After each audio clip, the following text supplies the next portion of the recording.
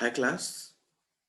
तो ये चैप्टर 5 है क्लास 10th के लिए एपी। इसमें हमने लेक्चर 1, 2, 3 में ऑलरेडी एक्सरसाइज 5.1, 5.2 और 5.3 का क्वेश्चन नंबर 3 हमने लास्ट लेक्चर पे कंप्लीट किया था।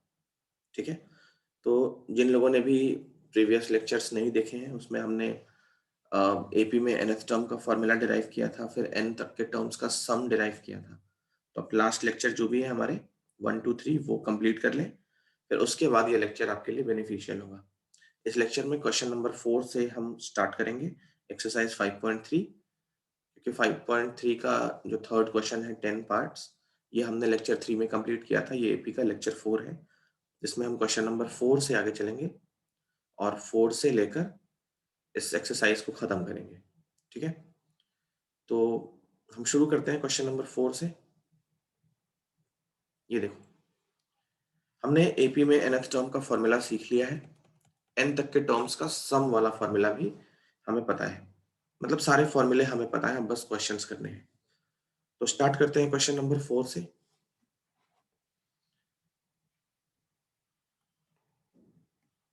क्वेश्चन नंबर 4 और 5 देखो।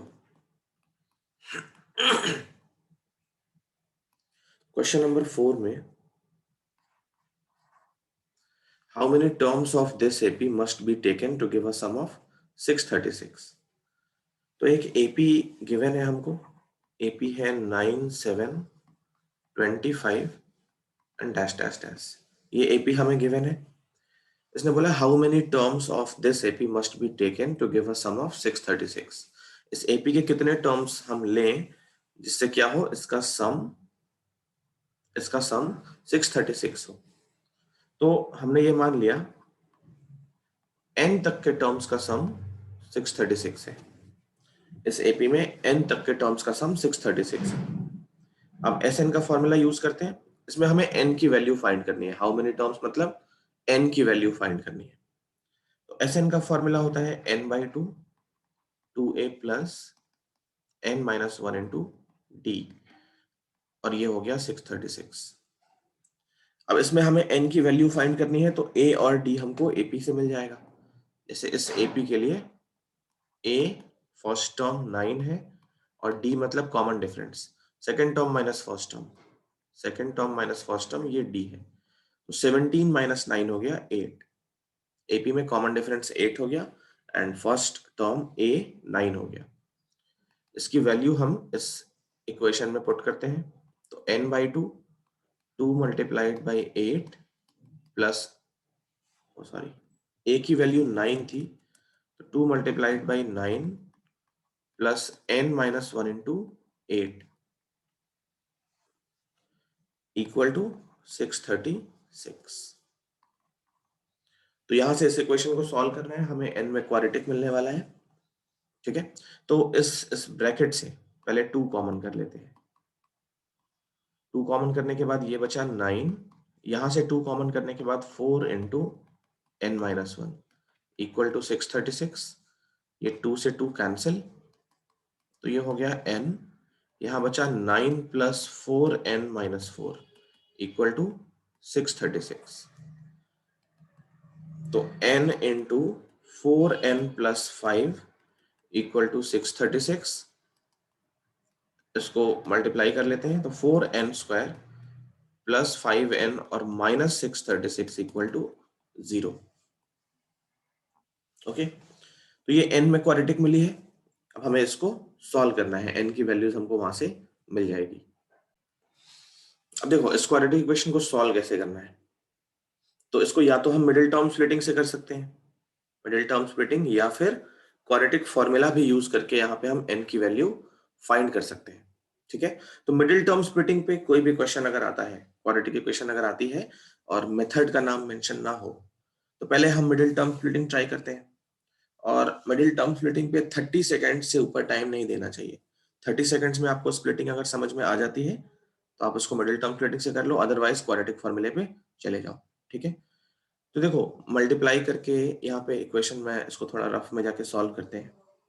मैं इक्वेशन यहाँ पे लिखता हूँ 4n square plus 5n minus 636 equal to 0। तो यहाँ पे जो दो नंबर्स हमें ढूंढने होते हैं उन दोनों नंबर्स का प्रोडक्ट कितना होना चाहिए? प्रोडक्ट होना चाहिए माइनस का 4 इंटू 636 और उन दोनों नंबर्स का सम कितना होना चाहिए? n का कोएफिशिएंट 5। तो 636 इंटू 4 अगर हम करें ये कितना होगा? 6 4 जा 24 with carry 2, 4 3 जा 12 और 2 14 with carry 1, 6 4 जा 24 और 1 25, ये माइनस है। तो 2544 ये दो नंबर्स का प्रोडक्ट होना चाहिए और उनका सम होना चाहिए 5। अब रूल तो ये है कि 2544 के सारे फैक्टर्स लिखो और फिर उनको पेयर्स में चेक करो कि किन दोनों का सम या डिफरेंस 5 है। तो ये बहुत ही लंबा प्रोसेस है। ओके, ये बहुत ही लंबा प्रोसेस है, इसमें काफी टाइम लगेगा, इस क्वेश्चन को करने में काफी टाइम लगेगा, क्योंकि मिडिल टर्म स्प्लिटिंग हमें अचानक से कोई सपना तो नहीं आएगा कि इन दोनों नंबर्स का हम प्रोडक्ट निकाल लें, इन दोनों नंबर्स का सम निकाल लें। और वैसे रूल के अकॉर्डिंग चलें तो काफी ज्यादा टाइम लगेगा, क्योंकि 2544 के बहुत सारे फैक्टर्स हैं। तो इस क्वेश्चन में बेटर रहेगा क्वाड्रेटिक फॉर्मूला हम यूज कर लें। वैसे जिन बच्चों को मिडिल टर्म स्प्लिटिंग से ही करनी है वो चाहे तो इसको ऐसे कर सकते हैं। मुझे इसका स्प्लिटिंग पता है, तो 4n square plus 53n minus 48n minus 636 equal to 0। इसको स्प्लिट करके 53 और 48 ये दो नंबर्स आएंगे, प्लस 53 और माइनस 48, इनको मल्टीप्लाई करके 2544 नेगेटिव आ जाएगा और ऐड करके प्लस 5 आ जाएगा। ठीक है, तो जिनको स्प्लिटिंग से करनी है वो इस तरीके से कर सकते हैं, बट एक्चुअल में जब ये क्वेश्चन हमको एग्जाम में मिलेगा तो हमें ये स्प्लिटिंग याद तो रहेगी नहीं, हम इसको क्वाड्रेटिक फॉर्मूले से करें तो ज्यादा बेटर है। तो n की वैल्यू होगी, देखो क्वाड्रेटिक इक्वेशन हमको याद है। क्वाड्रेटिक इक्वेशन क्या होता है? ax² plus bx plus c equal to 0। इसमें x की वैल्यू हम डायरेक्टली निकाल सकते हैं minus b plus minus b² minus 4ac upon 2a। तो ये जो इक्वेशन हमें अभी अभी मिला है ये n में है। ओके, तो n की वैल्यू हमको डायरेक्टली क्या मिलेगी? देखो n की वैल्यू मिलेगी -5 plus minus √b², 5² minus 4 into a into c divided by 2 into 4।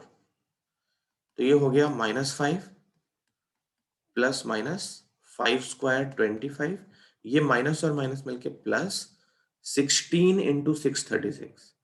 तो 16 इंटू 636 करना है हमको, 636 मल्टीप्लाइड बाई 16, 16 6 जा 96, 96 का 6 और 9 हो गया कैरी, 16 3 जा 48, 48 और 9 57, कैरी हो गया 5, 16 6 जा 96 और 5, तो 96 और 5 101, ये हो गया 10176 डिवाइडेड बाई 2 इंटू 4 इज 8। तो -5 प्लस माइनस इनको सम करें।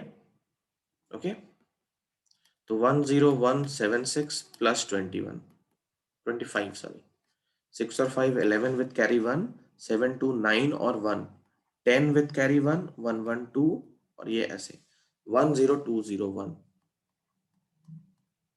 Divided by 8। अब हमें 10201 का स्क्वायर रूट निकालना है। ओके, तो ये भी कर लेते हैं। 10201, ये मेथड ना क्वाड्रेटिक फॉर्मूला वाला फिर भी इजी है, क्योंकि इससे एक चीज तो श्योर है, आंसर तो आएगा ही आएगा। भले थोड़ा से मल्टीप्लाई करना पड़ रहा है, स्क्वायर रूट निकालना पड़ रहा है, बट ये मिडिल टर्म स्प्लिटिंग से बेटर है इस क्वेश्चन के लिए। वैसे तो मिडिल टर्म स्प्लिटिंग सबसे अच्छी है, लेकिन स्प्लिटिंग अगर 30 सेकंड्स में समझ आ जाए तो, अदरवाइज ये नहीं कि हम स्प्लिटिंग में ही लेके बैठे रहें और स्प्लिट करने में बहुत सारा टाइम लगा दें और ये भी श्योर नहीं है कि कब मिलेगा। इसमें यह है कि हाँ, स्क्वायर रूट निकालते ही हमारा आंसर आ जाएगा। तो इस क्वेश्चन के लिए ये क्वाड्रेटिक फॉर्मूला बेटर है। चलो अब स्क्वायर रूट कैसे निकालेंगे? तो यहाँ पे नंबर्स का पेयर बनाना शुरू करते हैं। ये पेयर बनता है ऐसे, फिर इस 1 के लिए यहाँ 1 1 और ये 1, 1 इंटू 1 और 1 प्लस 1, ये 1 से 1 सब्ट्रैक्ट होके 0 बचा, फिर 0 2 कॉपी हो गया। अब यहाँ पे देखो, अगर हम 1 भी रख लें तो 2 से बहुत बड़ा हो जाएगा, मीन्स हमें एक 0 यहाँ पे ऐड करना है, एक यहाँ पे ऐड करना है और यहाँ 1 लेना है, 0 1 कॉपी कर लेना है। तो 2 0 1 से ये पूरा पूरा डिवाइड हो जा रहा है, तो इसका स्क्वायर रूट होगा 1 0 1 -5 प्लस माइनस 101 अपॉन 8। तो n की जो दो वैल्यूज मिली वो मिली -5 -101 अपॉन 8 एंड n की दूसरी वैल्यू मिली -5 प्लस 101 अपॉन 8। तो ये वाला है माइनस का 106 अपॉन 8 एंड n की दूसरी वैल्यू क्या मिली 96 अपॉन 8 जो हो गया 12। तो ये वाली n की वैल्यू हमने सेलेक्ट कर ली है। इस वाले में देखो n की वैल्यू ये वाली नेगेटिव आ रही है, ये वाली वैल्यू नेगेटिव आ रही है, तो इसको हमने रिजेक्ट कर लिया। ठीक है, क्योंकि नंबर ऑफ टर्म्स कभी भी नेगेटिव नहीं हो सकते। इसको रिजेक्ट करने का रीजन मैं यहाँ पे लिख देता हूँ, थोड़ा स्पेस की कमी है। As n can't be negative, so n जो है वो इक्वल नहीं होगा 106/8 के, जिसको माइनस का 53 अपॉन 4 लिखा जा सकता है। तो n की ये वाली वैल्यू हम रिजेक्ट कर रहे हैं। ठीक है, सो n इक्वल टू 12 जो कि दूसरी वाली वैल्यू हमें मिली है वो हमारा आंसर होगा। ठीक, अच्छा कुछ बच्चों ने स्प्लिटिंग से ही करने की सोची है, तो वो इस वाले को आगे बढ़ाएंगे, फिर देखो उनको आंसर कैसे मिलेगा। इस वाले का सॉल्यूशन मैं यहां लिखता हूं ऊपर। तो फर्स्ट टर्म में तो कुछ कॉमन नहीं है n के अलावा, 4n प्लस 53। लास्ट टर्म में 48 माइनस का कॉमन है, तो यहां भी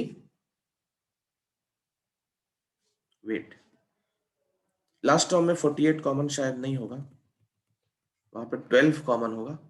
तो 12 कॉमन करके 4n प्लस 53 वहां से भी हमको मिल जाएगा। तो इसके जो फैक्टर्स मिले हैं वो n माइनस 12 और 4n प्लस 53। तो n की वैल्यूज यहां से भी हमको 12 और दूसरे वाले ब्रैकेट को 0 करेंगे तो n क्या मिलेगा -53/4।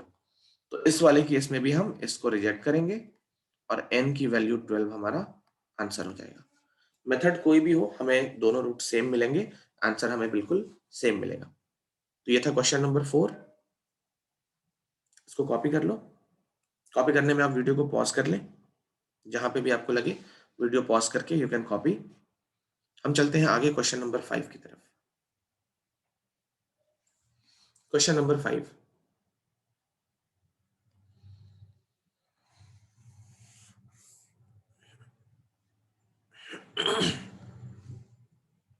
देखो क्वेश्चन नंबर 5 में ये कह रहा है the first term of an AP is 5। जो भी समझ आ रहा है उसको लिखते चलते हैं। फर्स्ट टर्म मतलब ए, वो 5 है। लास्ट टर्म 45 है। ए एन लास्ट टर्म होता है या एल होता है लास्ट टर्म, वो 45 है। And some is 400। Last term 45 है और उसका सम 400 है, मतलब उस एपी में एस एन 400 है। नंबर ऑफ टर्म्स हमको नहीं पता अभी। Find the number of terms and the common difference. Find करना है number of terms and common difference. तो ये क्वेश्चन भी क्वेश्चन नंबर 3 के जैसा हो गया। 3 में बहुत सारे पार्ट्स थे। क्वेश्चन नंबर 3 में 10 पार्ट्स थे, जिसमें कुछ चीजें गिवन होती थी और कुछ चीजें हमें फाइंड करनी होती थी।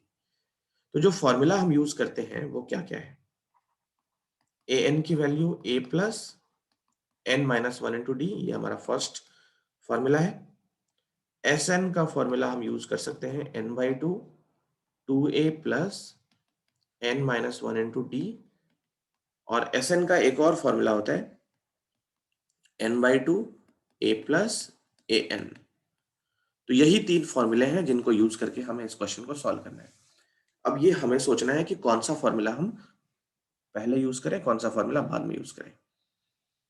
देखो अगर हम फर्स्ट फॉर्मूला यूज करते हैं फर्स्ट इक्वेशन से, तो ए एन की वैल्यू हमको पता है, ब्लैक सर्कल वाला हमें पता है, ए एन पता है, ए पता है, एन और डी नहीं पता है। ओके, और दोनों फाइंड करने हैं। तो अगर इस इक्वेशन को सॉल्व करें तो हमें दो अननोन्स मिलेंगे, एन और डी। ओके, अगर हम दूसरी इक्वेशन को यूज करें तो हमें एस एन पता है, ये पता है, एन नहीं पता है, ए पता है। तो इसमें भी एन और डी ये दो अननोन्स बचेंगे।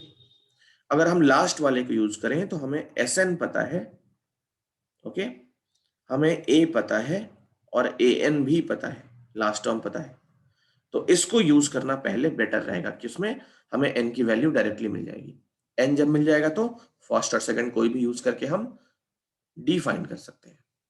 ठीक है, तो इस तरीके से हम आइडेंटिफाई करते हैं कौन सा फॉर्मूला हमें पहले लगाना चाहिए। ठीक है, अगर इसमें भी दो अननोन्स होते तो कोई सा भी यूज करके हम दो इक्वेशन बनाते हैं और फिर उन दोनों को सॉल्व करते हैं। तो अभी के लिए हम थर्ड फार्मूला पहले यूज करते हैं। थर्ड फार्मूला से Sn की जगह पे 400, n अननोन, a की जगह पे 5 और an की जगह पे 45। तो ये बन गया n/2 मल्टीप्लाइड बाई 50। तो ये कितना हो गया, 2 से कैंसिल 25 टाइम्स 25n और इधर क्या है 400। तो यहां से हमको n की वैल्यू मिलेगी 400 अपॉन 25। इसको जब कैंसिल करोगे तो 25 1 जा 25, 15 और 150 तो 6। n की वैल्यू मिल गई 16। n मिल गया है 16। अब फर्स्ट वाले इक्वेशन को यूज कर लें। इस इक्वेशन में an हमारा 45, a है 5, n हमको मालूम चल चुका है 16 है, तो n माइनस 5 हो गया 15 इंटू डी। ये देखो 40 इक्वल टू 15d, तो d की वैल्यू हो गई 40 अपॉन 15। 5 से कैंसिल 8 और 5 से कैंसिल 3, तो d की वैल्यू मिल गई 8/3। n और d हमने कैलकुलेट कर लिया। ये क्वेश्चन नंबर 5 था। नेक्स्ट पे चलते हैं, क्वेश्चन नंबर 6 और 7।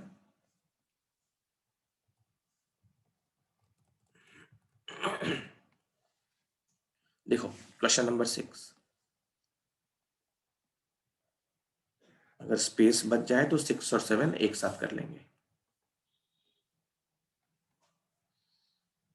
Question number 6, the first and last term of the AP given है। फर्स्ट टर्म है 17 और लास्ट टर्म मतलब an वो है 350। ओके, the common difference is 9। Small d भी गिवन है 9।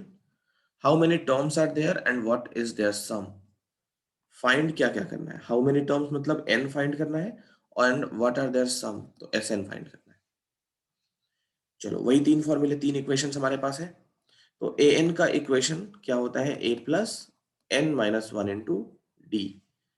Sn का फॉर्मूला होता है n/2 2a plus n minus 1 into D. जब भी हमें कुछ चीजें निकालनी है सबसे पहला काम ये करना चाहिए कि तीनों इक्वेशन लिख लेने चाहिए।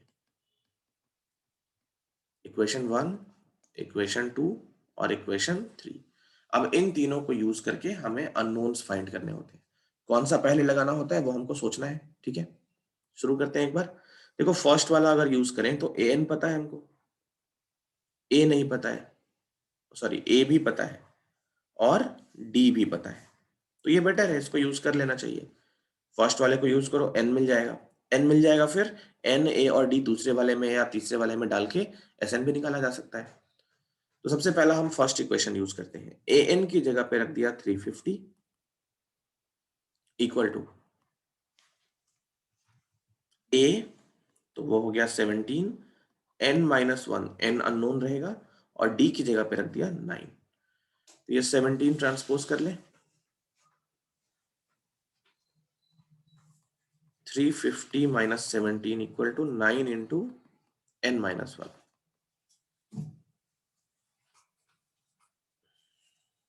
ये हो गया 333 equal to 9 into n minus 1। n minus 1 की वैल्यू 333 अपॉन 9, 9 3 जा 27 एंड 6 तो 63, 9 7 जा 63। n की वैल्यू 37 प्लस 1, n हो गया 38। अब n के बाद Sn निकालना है। Sn इक्वल टू सेकेंड या थर्ड में से कोई सा भी यूज कर ले, थर्ड वाला बेटर है क्योंकि an की वैल्यू हमको पता है।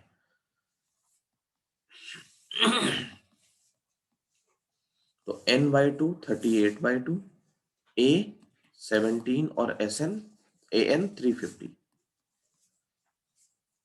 तो ये हो गया 38/2, 350 प्लस 17 367। ओके, तो 38/2 19 इंटू 367, इसको मल्टीप्लाई करना है। ये मल्टीप्लाई करके मिलेगा 6973। तो इस तरीके से हमारा क्वेश्चन नंबर 6 भी हो गया। इसी में क्वेश्चन नंबर 7 भी कर लेते हैं। 7th question, find the sum of first 22 terms of an AP, n की वैल्यू 22, फर्स्ट 22 टर्म्स का सम फाइंड करना है इन विच डी गिवन है 7 एंड 22nd टर्म, तो A22 ये है 149। हमें फाइंड क्या करना है? To find S22। देखो बहुत ही सिंपल क्वेश्चन है। A22, तो सबसे पहले an का फॉर्मूला लिख लें। an का formula a plus n minus 1 into D. तो an that is A22, n अगर 22 पुट करें तो A22 equal to a plus 21 into d. A22 है 149 इक्वल टू a पता नहीं है और ये है 21 मल्टीप्लाइड बाई 7। तो यहां से क्या होगा, हमें a की वैल्यू मिल जाएगी 149 equal to a plus 21 into 7 147। तो a की वैल्यू मिल गई 2, a2 हो गया। अब S22 अगर फाइंड करना है तो फॉर्मूला Sn का पहले लिख लें हम लोग। Sn के दो फॉर्मूले होते हैं। अब देखो इसमें लास्ट टर्म दिया है तो बेटर रहेगा हम n/2 a plus an use करें। ठीक है, तो 22/2 a फर्स्ट टर्म है हमारा 2 और लास्ट टर्म है 149, तो ये हो गया 11 मल्टीप्लाइड बाई 151। इसको भी मल्टीप्लाई कर ले, तो ये मल्टीप्लाई करके 1661 7th क्वेश्चन का आंसर है। ठीक है, कॉपी कर लो यहां तक। नेक्स्ट पे चलते हैं। You can pause the video to note down. हम आगे चलते हैं क्वेश्चन नंबर 8 की तरफ।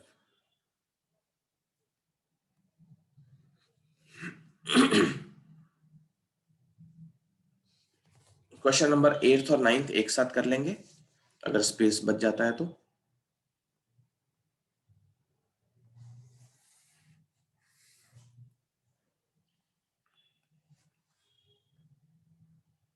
Question number 8th, find the sum of first 51 terms of an AP. N की वैल्यू 51,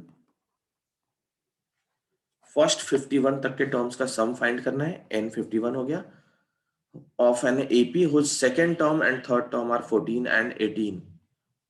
सेकेंड टर्म है 14 और थर्ड टर्म है 18। सेकेंड और थर्ड टर्म गिवन है और हमें इसके 51 तक के टर्म्स का सम फाइंड करना है। तो सबसे पहले ए एन का formula a plus n minus 1 into D. अब इसमें हमें सेकेंड टर्म गिवन है तो n को 2 पुट कर लिया, a प्लस 2 माइनस 1 इज 1, तो a प्लस d की वैल्यू है 14। ये फर्स्ट इक्वेशन। इसी तरीके से a3 होगा a प्लस 2d और इसकी वैल्यू है 18। इक्वेशन 1 और 2 को सॉल्व करते ही हमें a और d की वैल्यू मिल जाएगी। ओके, जैसे इक्वेशन 2 को अगर सब्ट्रैक्ट करें 1 से तो a से a cancel, d minus 2d is minus d और 14 माइनस 18 इज माइनस 4, तो d की वैल्यू मिल गई 4। जैसे हम x और y में इक्वेशन सॉल्व करते हैं वैसे ही a और d में ये दो इक्वेशन हैं। तो पहले हमने एलिमिनेशन मेथड में a को एलिमिनेट कर लिया, फिर d की वैल्यू मिल गई। अब d की वैल्यू मिल गई तो फर्स्ट या सेकंड कहीं पे भी सब्स्टिट्यूट करके हम a की वैल्यू फाइंड कर सकते हैं। तो a plus 4 equal to 14 first में पुट करते हैं, a की वैल्यू मिल गई 10। जब a और d मिल गया तो हम कोई भी टर्म, किसी भी टर्म का सम निकाल सकते हैं। तो आगे इसमें पूछा गया हमसे S51 फाइंड करना है। Find the sum of first 51 term, that is S51। तो Sn का फॉर्मूला पहले लिख लें। Sn का फॉर्मूला n/2। इसमें क्योंकि लास्ट टर्म नहीं दिया है तो बेटर रहेगा 2a plus n minus one into D वाला फॉर्मूला ही यूज करें, क्योंकि an अगर दिया होता है A51 तो हम थर्ड वाला फॉर्मूला यूज कर लेते। S51 होगा 51/2, 2 इंटू 10 प्लस n-1। n अगर 51 है तो n-1 हो गया 50 मल्टीप्लाइड बाई 4। तो इसको सॉल्व करना है। 51/2, 2 इंटू 10 20 और 50 इंटू 4 200। तो ये हो गया 51/2 इंटू 220। तो 51 220 को 2 से कैंसिल करके 110, 51 को 110 से मल्टीप्लाई करना है तो ये मिलेगा 5610। रफ में मल्टीप्लाई कर लेना, ये आंसर मिलेगा 5610। ओके, क्वेश्चन नंबर 9 पे चलते हैं। क्वेश्चन नंबर 9 इंपॉर्टेंट है। If the sum of first 7 terms of an AP is 49 and that of 17 terms is 289, तो एक AP है उसमें फर्स्ट 7 टर्म्स का सम 49 है एंड फर्स्ट 17 टर्म्स का सम 289 है। Find the sum of first n terms. देखो क्वेश्चन नंबर 9 इंपॉर्टेंट है। सबसे पहले AP में nth टर्म का फॉर्मूला लिख लिया। ये होता है n/2 2a plus n-1 into D. तो इस AP में S7 फर्स्ट 7 तक के टर्म्स का सम कितना होगा? 7/2, n को 7 पुट कर रहे हैं, plus 2a plus 6d, n-1 हो गया 6 क्योंकि n 7 है। ये सम है 49। तो देखो इस 7 से ये 49 7 टाइम्स कैंसिल हो गया। ब्रैकेट से अगर 2 कॉमन कर ले तो ये बचेगा a plus 3d equal to 7। 2 से 2 कैंसिल, तो पहली इक्वेशन हमें मिली a plus 3d equal to 7।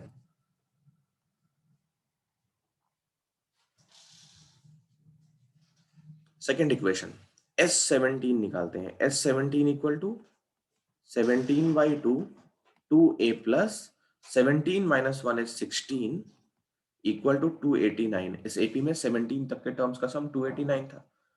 17 से ये कैंसिल करेंगे तो ये 17 टाइम्स कट जाएगा क्योंकि 17 का स्क्वायर होता है 289।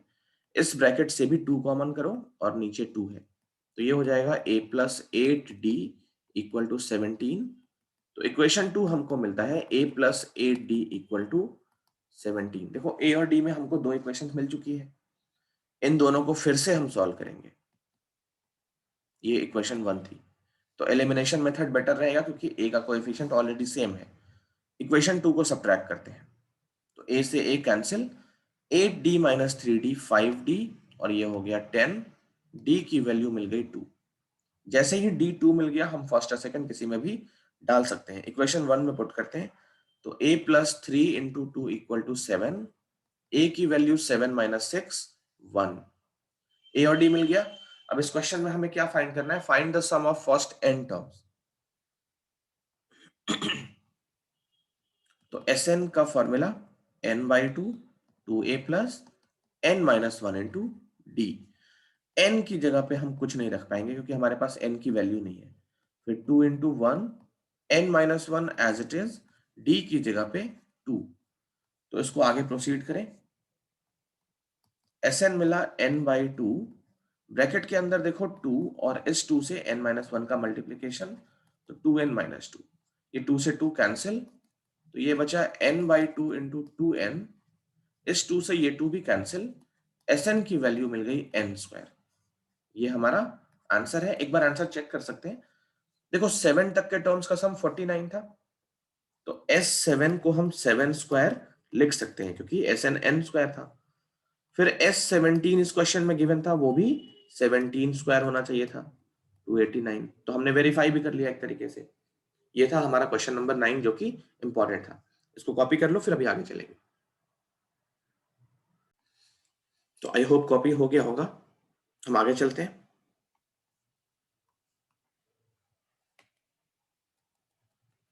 क्वेश्चन नंबर 10 की तरफ।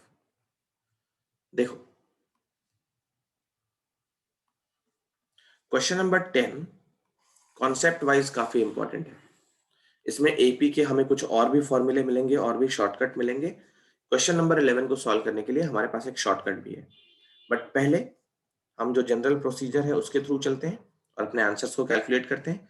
10th का फर्स्ट पार्ट मैं करूंगा, सेकेंड पार्ट आप लोगों को करना है घर पे, ये होमवर्क रहेगा। तो फर्स्ट पार्ट मैं कर देता हूं, सेकेंड पार्ट आपके लिए होमवर्क रहेगा। सेम क्वेश्चन है, show that a1 a2 dash dash dash so on up to an form an ap where an is defined as below। an का एक्सप्रेशन हमारे पास गिवन है फर्स्ट पार्ट में, an है 3 + 4n। तो हमें ये प्रूव करना है कि ये जो an का एक्सप्रेशन गिवन है इसमें हम n को 1 पुट करें तो a1 मिल जाएगा, 2 पुट करें तो a2 मिल जाएगा, 3 पुट करें a3 मिल जाएगा। तो जो टर्म्स आएंगे वो ap फॉर्म करेंगे। ओके, पहला काम तो ये करना है। एंड उसके बाद also find the sum of first 15 terms in each case. तो पहले इसको एपी बनानी है, एपी वेरीफाई करना है और उसके बाद जो एपी बनेगी उसके 15 तक के टर्म्स का सम निकालना रहेगा। तो हम वही करते हैं, n को 1 2 3 पुट करके n को 1 पुट किया तो a1 हो गया, a1 को फर्स्ट टर्म बोलते हैं, 3 + 4 × 1 ये हो गया 4 + 3 7। n को 2 पुट किया तो ये हो गया 3 + 4 × 2, 4 2 8 और 3 11। n को 3 पुट किया तो 3 + 4 × 3, 4 3 12 और 3 15। एक और कर लेते हैं, a4 3 + 4 × 4, तो 4 4 16 और 3 19। तो ये जो एपी है उसमें देखो second term minus first term कितना होगा 4, third term minus second term भी 4, fourth term minus third term भी 4। तो common difference through out the progression constant है, as a2 minus a1 is a3 minus a2 equal to a4 minus a3 equal to 4। So this will form an AP। ये AP form करेगा। अब ये AP form करेगा तो इस AP का first term क्या हो गया 7 एंड कॉमन डिफरेंस कितना हो गया 4। n की वैल्यू गिवन है कितनी 15। अब मैं सेकंड पार्ट पे जा रहा हूं, हमें इसका 15 तक के टर्म्स का सम फाइंड करना है। फर्स्ट पार्ट हमने यहां तक कर लिया, एपी वेरीफाई कर लिया है। अब एस एन की वैल्यू क्या होती है n/2 2a + n-1 × d। S N की वैल्यू हमें कैलकुलेट करनी है, n हो गया 15/2, 2 × a + n-1, n की जगह पे 15 तो n-1 हो गया 14 और d की जगह पे 4। ये सॉल्व कर ले तो S15 कितना हो गया, ये हो गया 15/2 + 2 × a is 14, 14 × 4 56। ये हो गया 15/2, इसको सम करने पे 70, 2 से कैंसिल 35, 15 × 35 तो 15 5 75 विथ कैरी 7, 15 3 45 और 7 तो 5 2 52 होता है। तो ये हो गया 15 तक के टर्म्स का सम। ए पार्ट हमने कंप्लीट कर लिया। अब जो मैं स्टार्ट में बता रहा था, इस क्वेश्चन को सॉल्व करने का एक शॉर्टकट भी है। तो ये क्वेश्चन अगर एमसीक्यू में आता है, जैसे ए एन की वैल्यू दे दी, जैसे इमेजिन करो ये क्वेश्चन आया है पेपर में, इस बार तो काफी ज्यादा एमसीक्यूज आएंगे। आपको पता है नया नया पैटर्न आपने अगर देखा होगा तो केस स्टडी भी आएगी, ठीक है। तो एमसीक्यू हमारे पास 20 रहेंगे, केस स्टडी को भी मिला लें अगर तो 20 एमसीक्यूज रहेंगे। उसमें इस टाइप का क्वेश्चन दे सकता है आपको, ए एन का एक्सप्रेशन दे दिया 3 + 4n एंड पूछेगा डी की वैल्यू कितनी है या फिर ए की वैल्यू कितनी है, और आपको 4 ऑप्शन दे देगा, आपको बस ऑप्शन टिक करने हैं।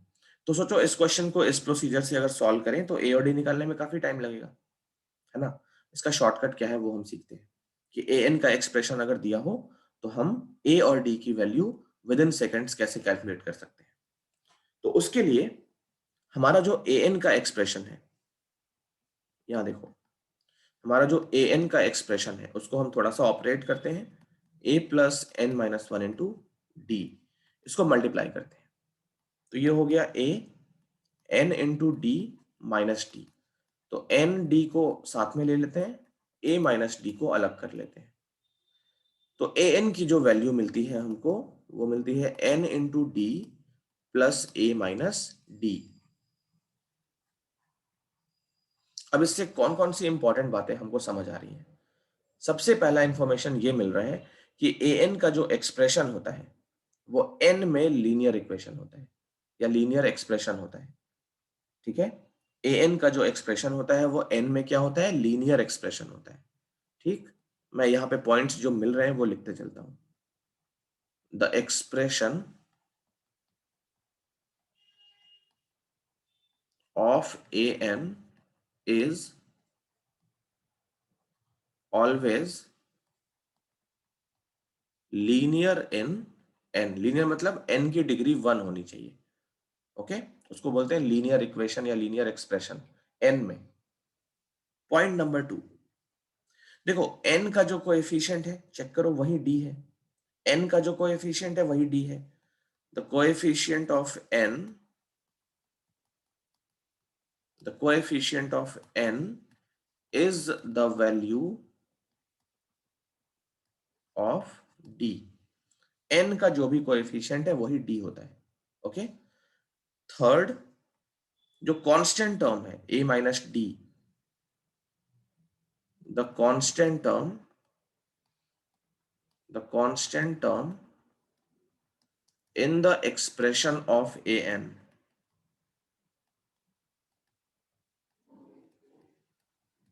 is the difference of, the constant term in the expression of an is the difference of first term and common difference. CD stands for common difference, that is जो constant term है वो a minus D है। इस बात को अगर ध्यान में रखेंगे तो ये क्वेश्चन हमारा विद इन सेकेंड सॉल्व हो जाएगा। ठीक है, चलो अब आते हैं अपने इस क्वेश्चन पे। तो हमने क्या सीखा, ए एन का एक्सप्रेशन एन में हमेशा लीनियर इक्वेशन होगा।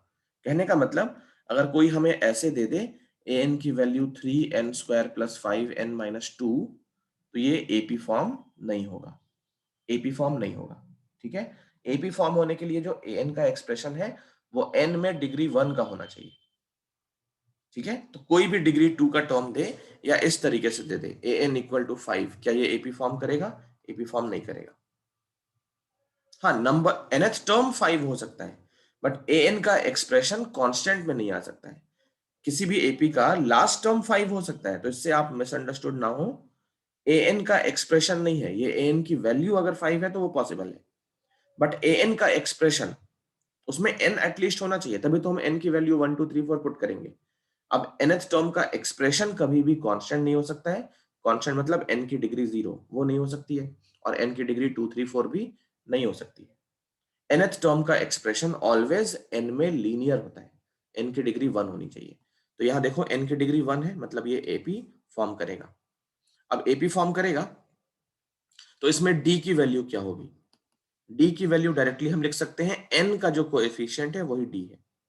तो d की वैल्यू 4, आप चेक कर लो, यहाँ पे हमारे एपी में d 4 आया था, जो कि इतना प्रोसेस करने के बाद मिला। अब हम डायरेक्टली इसमें d की वैल्यू निकाल सकते हैं। कांस्टेंट टर्म जो है वो a माइनस डी होता है, तो a माइनस डी की वैल्यू 3 है, जिसमें से d हम निकाल चुके हैं। a माइनस 4 इक्वल टू 3, तो a की वैल्यू 7, ये भी आप चेक कर लो। ठीक है, तो बहुत जल्दी से इससे हम आंसर निकाल के एमसीक्यू टिक कर सकते हैं। आई होप ये क्लियर है सबको। ये था फर्स्ट पार्ट। चलो सेकंड पार्ट भी इसी शॉर्टकट से निकालें। अगर सेकंड पार्ट में हमारा ए एन गिवन था 9 माइनस 5n, तो d की वैल्यू क्या होगी? n का कोएफिशिएंट d हो गया -5 एक बार में। ओके, और a माइनस डी हो गया constant term 9, a minus -5 equal to 9, तो ये हो गया a plus 5 equal to 9। a की वैल्यू क्या मिल गई? 4। तो इससे a और d हम बहुत जल्दी से निकाल सकते हैं, बस आपको ये रूल ध्यान रखना है। ठीक है, इसको अच्छे से कॉपी कर लो। आई होप आपने कॉपी कर लिया होगा। चलते हैं नेक्स्ट क्वेश्चन पे। क्वेश्चन नंबर 10 का सेकंड पार्ट, ये होमवर्क है। ठीक है, घर पे करना। और अगर इस क्वेश्चन को एमसीक्यू में पूछा जाता है तो आप ये शॉर्टकट यूज कर सकते हो, लेकिन एमसीक्यू में नहीं, अगर 2 मार्कर 3 मार्कर में पूछे तो फिर ये प्रोसेस आपको यूज करना है। ठीक है, ये शॉर्टकट से आप आंसर चेक कर सकते हो। इस शॉर्टकट को केवल एमसीक्यू में ही अप्लाई करना। मैं लिख देता हूं, apply only in MCQs. MCQs में ही इस कॉन्सेप्ट को, इस शॉर्टकट को अप्लाई करना। लॉन्ग आंसर क्वेश्चन में ये शॉर्टकट अप्लाई करोगे तो मार्क्स कट जाएंगे, वहां पे स्टेप्स दिखाने होते हैं। तो हम चलते हैं क्वेश्चन नंबर 11 पे। ये देखो,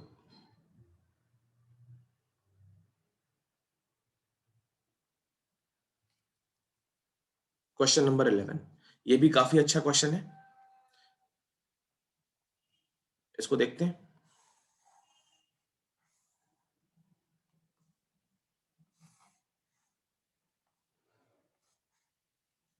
देखो क्वेश्चन नंबर 11,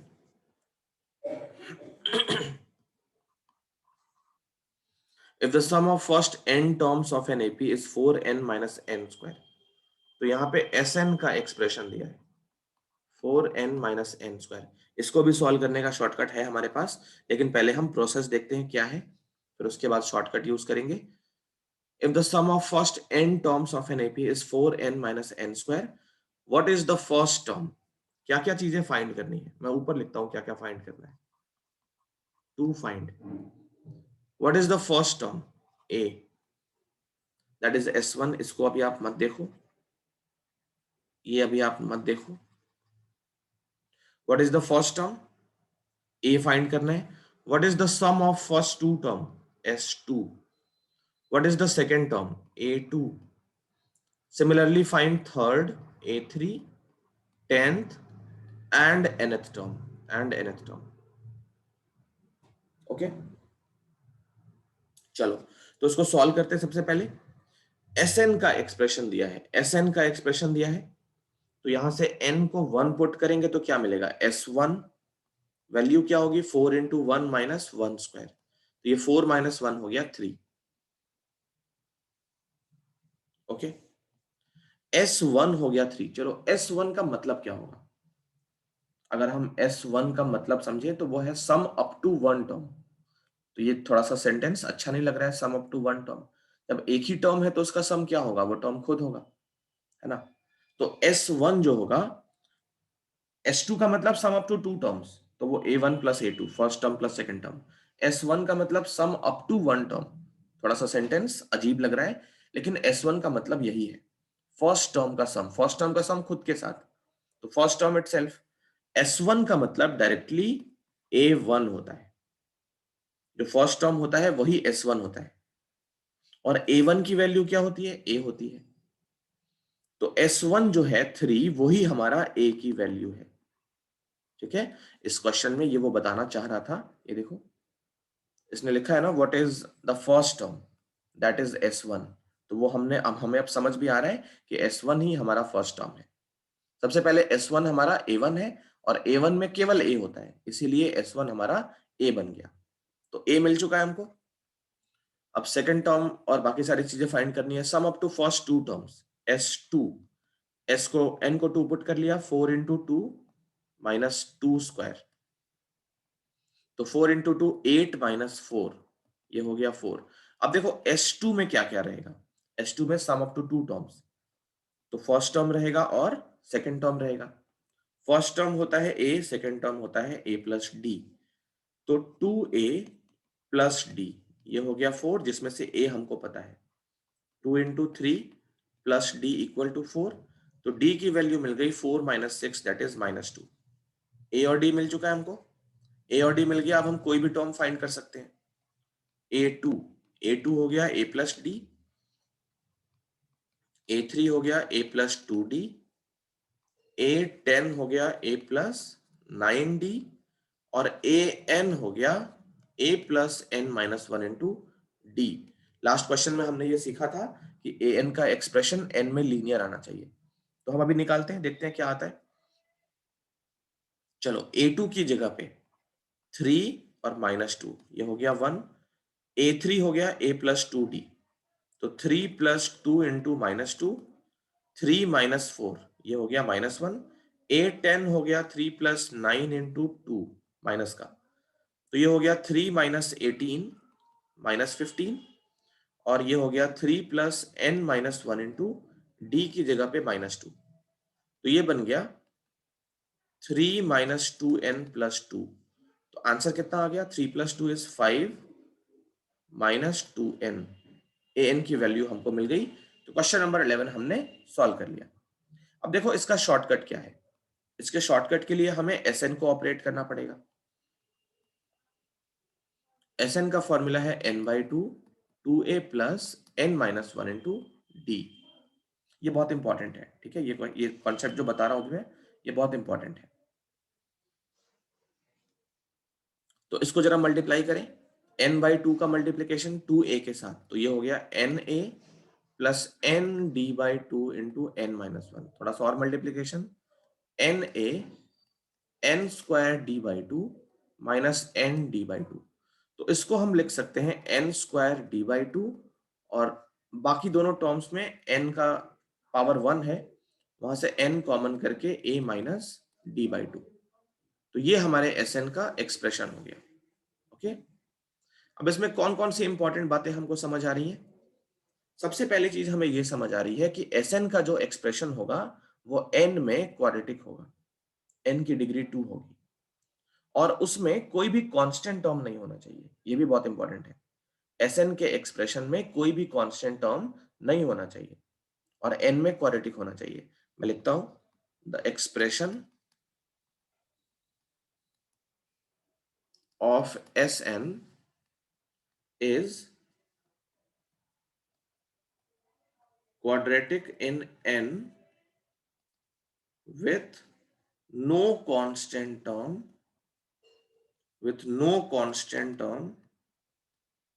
in it। देखो कांस्टेंट टर्म नहीं होने का एक रीजन और है। हमारा जो Sn का फॉर्मूला है वो क्या है? Sn का फॉर्मूला है n/2 2a plus n minus 1 into D. तो n/2 का एक फैक्टर है यहाँ पे। n/2 का फैक्टर तभी पॉसिबल होगा जब हर एक टर्म में n रहे, हर एक टर्म में n रहे। कोई कांस्टेंट टर्म अगर होता तो वहां से n/2 फैक्टर बाहर नहीं आता। n/2 को छोड़ दो, n की बात करो केवल। तो n यहाँ पे एक फैक्टर के फॉर्म पे है, इसको ऐसे लिख सकते हैं, n इंटू 2 अंदर शिफ्ट करके a plus d/2 into n minus 1। तो n यहाँ पे एक फैक्टर है, कहने का मतलब Sn के एक्सप्रेशन में जितने भी टर्म्स होंगे उन सबके पास n रहा होगा, तभी n फैक्टर बन के बाहर आया है। तो अगर Sn के एक्सप्रेशन में कांस्टेंट टर्म अगर हो जाए तो वहां से n का कॉमन नहीं आएगा, n फैक्टर नहीं बनेगा, तो वो एपी फॉर्म नहीं करेगा। तो कोई भी एपी अगर हमको इस तरीके से दे दी जाए, Sn equal to 3n square plus 5n minus या प्लस 8, तो ये एपी फॉर्म नहीं होगा। इसको दिमाग में रखना। Sn के एक्सप्रेशन में हमेशा n में क्वाड्रेटिक होनी चाहिए, और कोई भी कांस्टेंट टर्म वहां पे नहीं होना चाहिए, सारे टर्म्स n के टर्म्स में हो। अगर इस तरीके से कोई भी कांस्टेंट टर्म के साथ दिया जाए तो एपी फॉर्म नहीं होगी।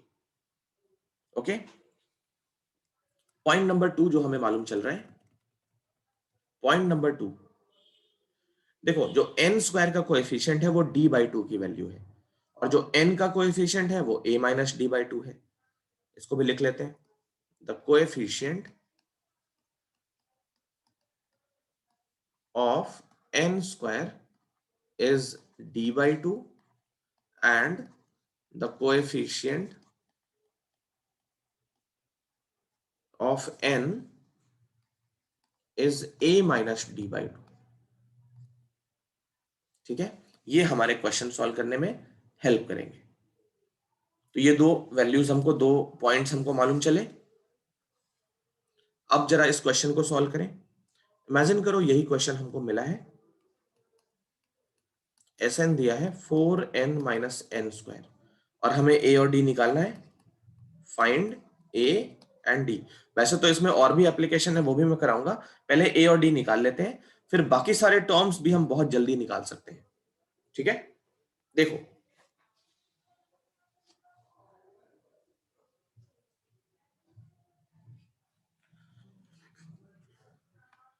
तो हमने जो अभी सीखा है उसको अप्लाई करते हैं।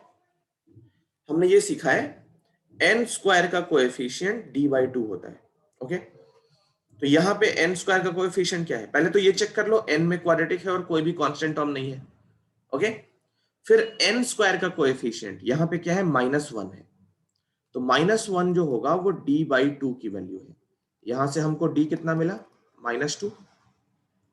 लास्ट का सॉल्यूशन मैंने इसीलिए मिटाया नहीं है क्योंकि हम मैच करेंगे। a2 देखो यहाँ पे, सॉरी d यहाँ पे -2 है, तो d की वैल्यू मैच हो रही है। फिर n का जो कोएफिशिएंट है, coefficient of n is a minus d/2, ये हमको याद रखना है। तो n का कोएफिशिएंट हमारे पास 4 है, वो हो गया a माइनस d/2। तो इसमें से d की वैल्यू हमको पता है -2/2, ये कितना आ गया, a+1, a+1 आ गया 4। तो a की वैल्यू क्या होगी, 4 में से 1 सब्ट्रैक्ट करके 3, चेक करो a यहाँ पे 3 है।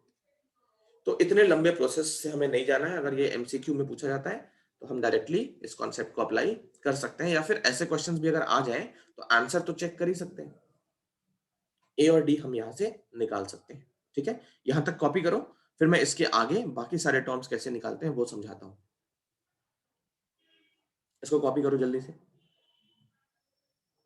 चलो अब ये देखते हैं कि हम बाकी सारे टर्म्स कैसे निकाल सकते हैं। ठीक है, इतने सारे टर्म्स हम कैसे निकाल सकते हैं। लेफ्ट साइड का पूरा मैं मिटाता नहीं हूं क्योंकि हम आंसर मैच भी करेंगे।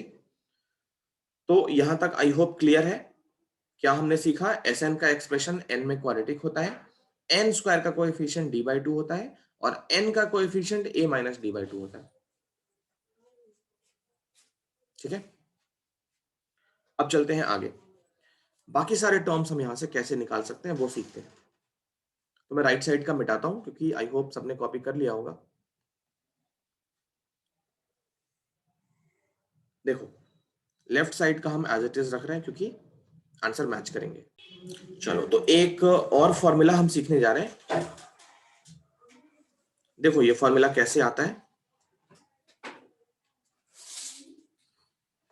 एपी में एन तक के टर्म्स का सम हम कैसे लिखते हैं। अगर हम लिखें a1 first term plus second term plus third term plus fourth term, इस तरीके से n तक के टर्म्स अगर सम करें तो यहां पे क्या लिखते हैं, Sn, ये Sn की वैल्यू है, n तक के टर्म्स का सम। अब अगर मैं ये पूछूं कि इसके पहले का टर्म क्या रहा होगा, an के जस्ट पहले कौन सा टर्म होगा, तो an के जस्ट पहले a n-1 रहा होगा। जैसे 8th टर्म के पहले 7th टर्म, तो 8 अगर n है तो 7 क्या होगा, n-1। ओके, तो an के जस्ट पहले a n-1 रहा होगा, उसके पहले a n-2 रहा होगा। अब मैं एक और सम नीचे लिखता हूं, a1 plus a2 plus a3, और इस AP को मैं an-1 तक सम करता हूं। RHS पे क्या लिखना चाहिए, RHS पे क्या लिखना चाहिए, आप 1 मिनट वीडियो पॉज करो और सोचो। तो यहां पे देखो, अगर हम 1 से लेके n-1 तक के टर्म्स का सम निकालें तो RHS पे Sn-1 लिखना चाहिए, क्योंकि ये AP है, सेम AP है, और इसमें n-1 तक के टर्म्स का सम पूछा जा रहा है, तो ये Sn-1 हो गया। अब अगर इन दोनों इक्वेशंस को हम सब्ट्रैक्ट करें, दोनों इक्वेशंस को अगर हम सब्ट्रैक्ट करें तो क्या रिजल्ट मिलेगा, पहले माइनस माइनस माइनस, बीच में हर जगह माइनस, ये भी माइनस और ये भी माइनस, तो a1 से a1 कैंसिल, a2 से a2, a3 a3, a4 a4, सारे टर्म्स कट जाएंगे, ये भी कट जाएगा, सिर्फ an बच जाएगा। तो एक फॉर्मूला हमको मिला Sn minus Sn-1 equal to an, ये n-1 s का सफिक्स है। ओके, ये फॉर्मूला बहुत ही कमाल का है। एनसीईआरटी में एक बार एक जगह पे ये फॉर्मूला सिर्फ मेंशन है, एक्सप्लेनेशन नहीं दिया है, तो ये उसका एक्सप्लेनेशन है, Sn minus Sn-1 equal to an। इसको कोई भी ऐसे नहीं लिखे, Sn माइनस Sn-1 ऐसे नहीं लिखना है, ठीक है, इसको हमेशा इस तरीके से ही लिखना है, Sn और Sn-1, ये दो टर्म्स हैं एपी के, दो टर्म्स का सम है, उनका डिफरेंस an। तो ये फॉर्मूला बहुत ही काम का है, इससे हम बहुत सारे क्वेश्चन सॉल्व कर सकते हैं। इन सबको तो सॉल्व कर ही सकते हैं, बट उससे पहले इस फॉर्मूले को थोड़ा और समझते हैं। इमेजिन करो एक एपी हमारे पास है, उस एपी में 5 तक के टर्म्स का सम हमें लिखना है। वो एपी कैसी है? तो 3 प्लस 7 प्लस 11 प्लस 15 प्लस 19, ये एपी है जिसमें ए की वैल्यू 3 है और डी की वैल्यू 4 है। ठीक, इसमें 5 तक के टर्म्स का सम हमने लिखा है। अगर मैं 4 तक के टर्म्स का सम लिखूं तो क्या क्या लिखूंगा? 3 प्लस 7 प्लस 11 प्लस 15 ओनली। इन दोनों को अगर सब्ट्रैक्ट किया जाए, S5 और S4 को अगर सब्ट्रैक्ट किया जाए माइनस करके, तो क्या होगा? ये सारे टर्म्स कट जाएंगे, 19 बच जाएगा। तो बस ये है मैजिक इस फॉर्मूले का। ये हमने वही लिखा है, n को अगर हम 5 रख लें, अगर हम n को 5 रख लें तो ये क्या लिखा है? देखो, ये लिखा है Sn माइनस Sn माइनस 1, और 19 क्या था? AP का लास्ट टर्म था, देखो An था। तो ये है फॉर्मूला का विजुअलाइजेशन। ये फॉर्मूला बहुत ही कमाल का है, इससे हम बहुत सारे काम बहुत जल्दी जल्दी कर सकते हैं। देखो, अब निकालते हैं A2 निकालना है, ठीक है। Sn का फॉर्मूला हमको दिया हुआ है, Sn हमको पता है, क्या पता है वो लिख लेते हैं पहले। अब देखो, इस क्वेश्चन के बाकी पार्ट्स जो मतलब विजुअलाइजेशन है वो हम ब्लू से करते हैं, ब्लू कलर में। Sn की वैल्यू है 4n माइनस एन स्क्वायर। हमें A2 फाइंड करना है, तो A2 फाइंड करने के लिए क्या करते हैं, हम ये इमेजिन करते हैं कि A2 इस AP का लास्ट टर्म होगा। तो A2 अगर लास्ट टर्म होगा तो 2 तक के टर्म्स के सम में से 1 तक के टर्म्स का सम, दैट इज फर्स्ट टर्म, वो माइनस कर ले तो लास्ट टर्म A2 बच जाएगा। तो S को 2 पुट करो, सॉरी N को 2 पुट करो, 4 इंटू 2 माइनस 2 स्क्वायर, ये हो गया S2। S1 की जगह N को 1 पुट करो, इन दोनों को सॉल्व कर लो। तो 4 टू जा 8, 8 माइनस 4 इज 4, माइनस ये कितना हो गया? 4 इंटू 1, 4 माइनस 1 3, तो ये हो गया 1, मतलब A2 1 आना चाहिए, ये देखो 1। फिर अगर A3 फाइंड करना है, तो A3 फाइंड करना है मतलब 3 तक के टर्म्स के सम में से 2 तक के टर्म्स का सम माइनस कर लो। तो S3 निकालने के लिए N को 3 पुट करो, 4 इंटू 3 माइनस 3 स्क्वायर, ये S3 हो गया, और N को 2 पुट करो, 4 इंटू 2 माइनस 2 स्क्वायर, तो ये हो गया 4 3 जा 12 माइनस 9 3, और 8 minus 4 is 4, 3 minus 4 is minus 1, A3 minus 1, ये देखो। फिर A10 निकालना है, तो A10 निकालना है मतलब 10 तक के टर्म्स के सम में से 9 तक के टर्म्स का सम माइनस 4 इंटू 10 माइनस 10 स्क्वायर, ये हो गया हमारा S10। इसमें से माइनस करेंगे 4 इंटू 9 माइनस 9 स्क्वायर, ये देखो 40 माइनस 100 माइनस 60, और ये माइनस 36 माइनस 81, 36 माइनस 81, तो ये हो गया माइनस 60 माइनस 36 माइनस 81 कितना होगा? 36 माइनस 81, यहाँ रफ में सॉल्व करें तो 86 में से 36 माइनस कर ले, 81 में से 36, 11 माइनस 6 इज 5, ये बचा 7 माइनस 3 45, तो ये बचेगा माइनस 45, ये होगा माइनस का 45। तो माइनस 60 प्लस 45 कितना आ गया? माइनस 15, ये देखो A10 माइनस 15। तो इतना लंबा करने की जरूरत नहीं है। अगर ये क्वेश्चन MCQ में आता है कि SN का एक्सप्रेशन दे दिया और कोई सा भी टर्म पूछ लिया, जैसे मान लो यही क्वेश्चन है SN और तुमसे पूछा है इसका 20 सेकेंड टर्म बताओ, तो क्या करोगे? 10 तक के टर्म्स में से 21 तक के टर्म्स का सम माइनस, और इन दोनों को निकाल के आंसर हम विद इन मिनट्स निकाल सकते हैं।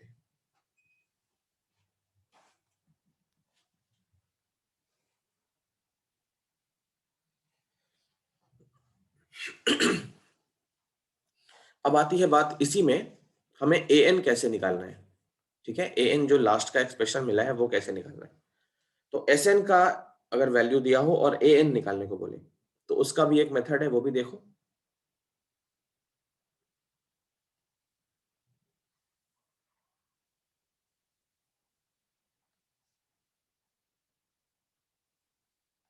यहां देखो, SN दिया हमको 4n माइनस एन स्क्वायर, और फाइंड करना है ए एन का एक्सप्रेशन। ओके, ए एन का एक्सप्रेशन फाइंड करना है। तो ए एन की जो वैल्यू होती है वो होती है S N minus S N minus one. S N तो हमारे पास है ऑलरेडी, इसको इक्वेशन 1 बना लिया। हमें एस एन माइनस वन निकालना होगा। एस एन माइनस वन कैसे निकालेंगे? देखो, इस वाले में और इस वाले में क्या डिफरेंस है? बस एन की जगह एन माइनस वन दिख रहा है। तो एस एन का एक्सप्रेशन जहां पे भी हो वहां पे एन को एन माइनस वन से रिप्लेस करना है। तो ये हो गया 4, n को रख दिया n माइनस वन और n माइनस वन का स्क्वायर। इसको सॉल्व कर लेंगे तो ये हो गया 4n minus four minus N square plus 1 minus 2n। तो ये बन गया 4n minus four minus N square minus 1 plus 2n।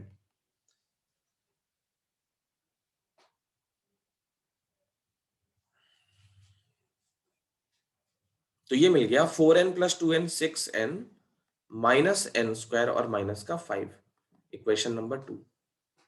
तो एस एन माइनस वन भी आ चुका है। अब हम क्या करते हैं, ए एन की जगह पे S N minus S N minus one ये वैल्यू यूज करते हैं। एस एन है 4n minus N square minus 6n minus N square minus 5। तो इसको सॉल्व कर लिया, 4n minus N square minus 6n plus N square plus 5। तो N square से एन स्क्वायर कैंसिल, ये हो गया 5 और 6n माइनस का 4n प्लस का, तो ये 5 माइनस 2n, ये हमारा an हो गया। ये भी मैच कर लो, सेम है। तो ये सारे कॉन्सेप्ट्स आई होप क्लियर होंगे सबको। यहां तक कॉपी कर लो, फिर हम आगे चलते हैं। चलो फिर शुरू करते हैं। आई होप सबने कॉपी कर लिया होगा और सबको ये बात समझ में आ गई होगी। एक और सबसे इंपॉर्टेंट बात कि ये जो शॉर्टकट मैं बता रहा हूं वो सिर्फ एमसीक्यू में यूज करना है, एमसीक्यू में या फिर क्वेश्चंस के आंसर चेक करने में। इन सब में से किसी को भी एग्जाम में यूज नहीं करना है, ठीक है? तो अगर एमसीक्यू में आता है कि एस एन दे दिया और A10 फाइंड करो, A15 फाइंड करो, तो आप ये शॉर्टकट यूज करके आंसर निकाल सकते हो, क्योंकि एमसीक्यू में स्टेप्स नहीं दिखाने होते, बट 2 मार्कर 3 मार्कर या 5 मार्कर्स में हमें स्टेप्स भी दिखाने हैं।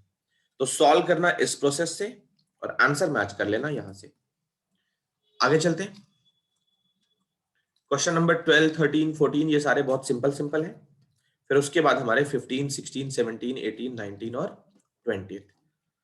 तो करते हैं आगे चल के, करते हैं क्वेश्चन नंबर 12, 13 और 14। 12, 13 और 14 तीनों बहुत ही सिंपल क्वेश्चन है। इस टाइप के हमने बहुत सारे ऑलरेडी कर रखे हैं।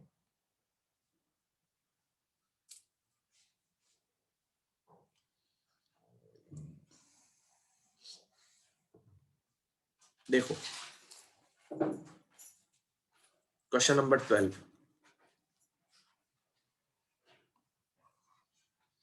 Find the sum of first 40 positive integers divisible by 6। Find the sum of first 40 positive integers divisible by 6। Positive integers 40 चाहिए हमको, 6 से डिविजिबल। तो जो नंबर्स होंगे वो क्या क्या होंगे? पहला नंबर होगा 6, जो एपी हमारी बन रही है, पहला नंबर 6 होगा, फिर 12, फिर 18, ऐसे ही लिखने हैं। ये सारे नंबर 6 के टेबल में आते हैं, मतलब 6 के मल्टीपल्स हैं, और इसका सम हमें अप टू 40 टर्म्स फाइंड करना है। मैं थोड़ा थोड़ा बता देता हूं। तो इसमें क्या होगा, ए की वैल्यू 6 है, डी की वैल्यू भी 6 है, और एन की वैल्यू 40 है।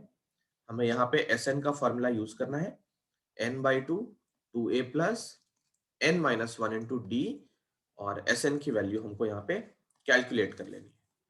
क्वेश्चन नंबर 12 आई होप सबसे हो जाएगा, इसको घर पे कर लेना, ठीक है? 13 question, find the sum of first 50 multiples of 8। First 15 multiples of 8। तो इसमें भी जो एपी फॉर्म हो रही है वो 8 के मल्टीपल्स है, और फर्स्ट 15, तो 8 plus 16 plus 24, 32 and so on up to 15 terms. तो ये क्वेश्चन भी सेम है, इसमें ए की वैल्यू 8 है, डी की वैल्यू भी 8 है, और नंबर ऑफ टर्म्स कितने हैं, 15। एस एन का यही सेम फॉर्मूला रहेगा, S N equal to n by 2 2a plus n minus 1 into D. यहां पे भी हम n, a और d की वैल्यू पुट करके इसका भी सम फाइंड कर सकते हैं। नेक्स्ट है 14th question, find the sum of odd numbers between 0 and 50। Between 0 and 50 मतलब इनके बीच में, तो 1 से स्टार्ट होगा और 49 तक जा सकते हैं। तो जो एपी बन रही है वो कैसी है, फर्स्ट वन टर्म मतलब 1 प्लस 3 प्लस 5 एंड कहां तक जाना है 49 तक, बिटवीन लिखा है। अच्छा यहाँ पे 0 और 50 तो ऑड नहीं है, अगर ये क्वेश्चन ऐसे लिखे बिटवीन 1 एंड 49, ऐसे अगर लिखे दोनों ही ऑड नंबर है तो भी हम 1 और 49 को इंक्लूड नहीं करेंगे। ऑड नंबर्स का सम अगर पूछे बिटवीन 1 एंड 49 तो पहला नंबर होगा 3, फिर 5 और लास्ट नंबर होगा 47। इन दोनों को इंक्लूड नहीं करेंगे क्योंकि इसने लिखा है बिटवीन, इनके बीच के नंबर्स का सम फाइंड करना है। ठीक है, तो इसका ध्यान रखेंगे। इस एबी में क्या है, नंबर ऑफ टर्म्स हमको नहीं पता है, तो ए पता है 1, डी पता है 2, नंबर ऑफ टर्म्स हमको नहीं पता है। तो सबसे पहले हम नंबर ऑफ टर्म्स फाइंड करेंगे ए एन का फॉर्मूला यूज करके, A plus N minus 1 into D. तो यहां से ए एन है 49, ए है 1, एन अननोन और डी की जगह पे 2। तो इसको सॉल्व करने पे हमें एन की वैल्यू मिल जाएगी, इसको सॉल्व करके हमें एन की वैल्यू मिल जाएगी, और जब एन की वैल्यू मिल जाएगी तो एस एन के दो फॉर्मूले हमारे पास आ जाएंगे, ए प्लस ए एन, एक तो ये वाला और दूसरा वाला N by 2 2a plus N minus 1 into D. देखो ये वाला फॉर्मूला हमने यहाँ पे क्यों यूज किया है, क्योंकि इसमें हमको लास्ट टर्म पता है 49, इसमें हमको लास्ट टर्म पता है, तो ये फॉर्मूला हमारे लिए बहुत जल्दी से आंसर निकाल लेगा।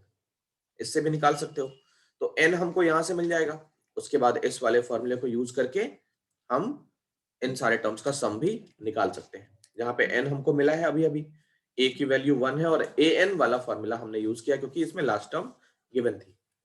तो यहां तक क्वेश्चन नंबर 14 हो गया। अब हम आगे चलेंगे, इसको कॉपी कर लो पहले। चले फिर नेक्स्ट क्वेश्चन करते हैं, 14 तक हो चुका है, नेक्स्ट क्वेश्चन चलते हैं। 15th question. अब देखो यहां से ना वर्ड प्रॉब्लम हमारे शुरू होते हैं 15 से, तो एक एक क्वेश्चन हमें बहुत ध्यान से करना है।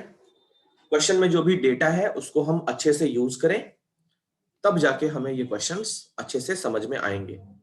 अब एक एक क्वेश्चन को हम थोड़ा आराम आराम से सॉल्व करते हैं। 15 क्वेश्चन,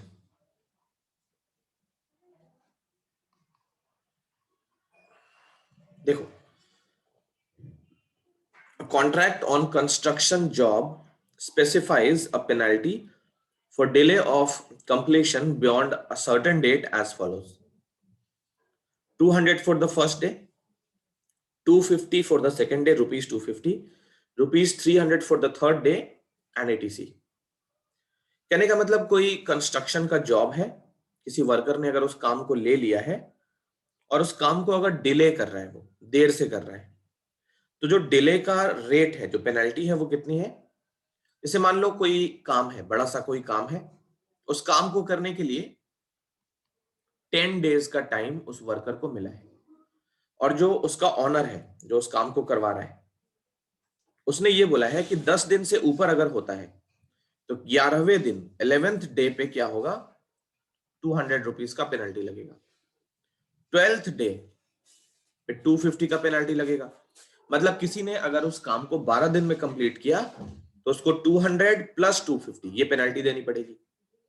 अगर किसी ने 13th डे पे किया, 13वें दिन कंप्लीट किया, तो उसको कितनी पेनल्टी लगेगी, 200 प्लस 250 प्लस 300। ऐसा नहीं है कि 13th डे पे करने पे 300 लगेगा, 12वें दिन पे करने पे 250, ऐसा नहीं है।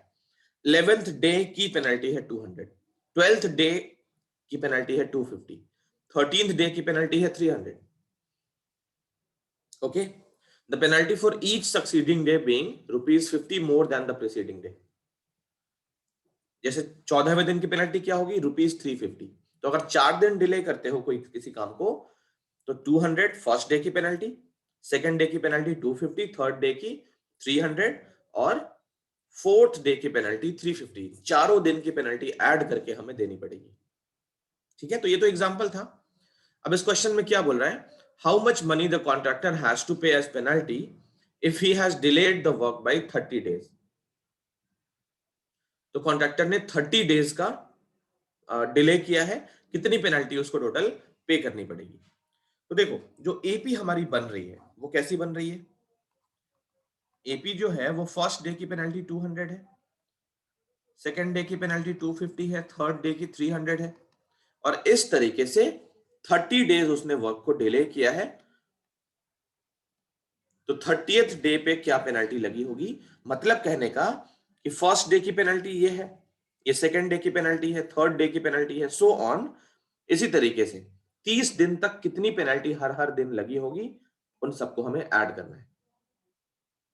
तो मतलब इस एपी में हमको S30 फाइंड करना है। A30 क्या होगा, A30 होगा 30th दिन पे, 30th डे पे 30वें दिन कितनी पेनल्टी लगी, वो होगा A30।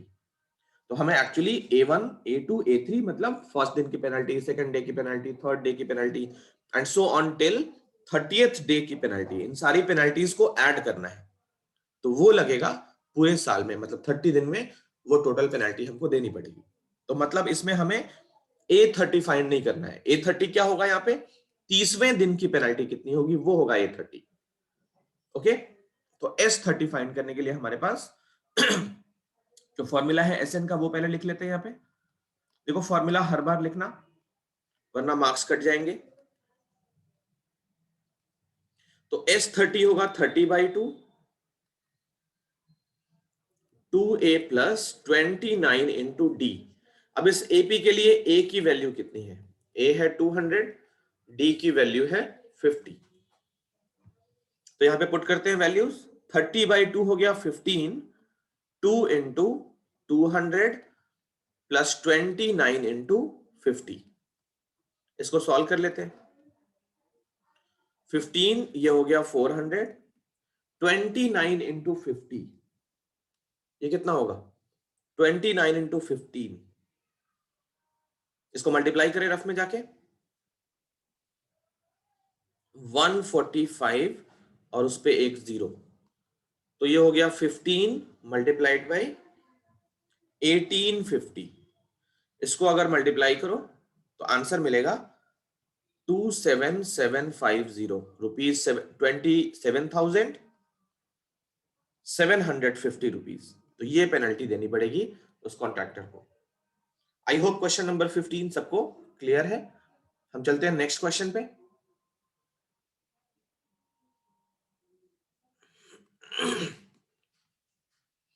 नेक्स्ट क्वेश्चन है 16th।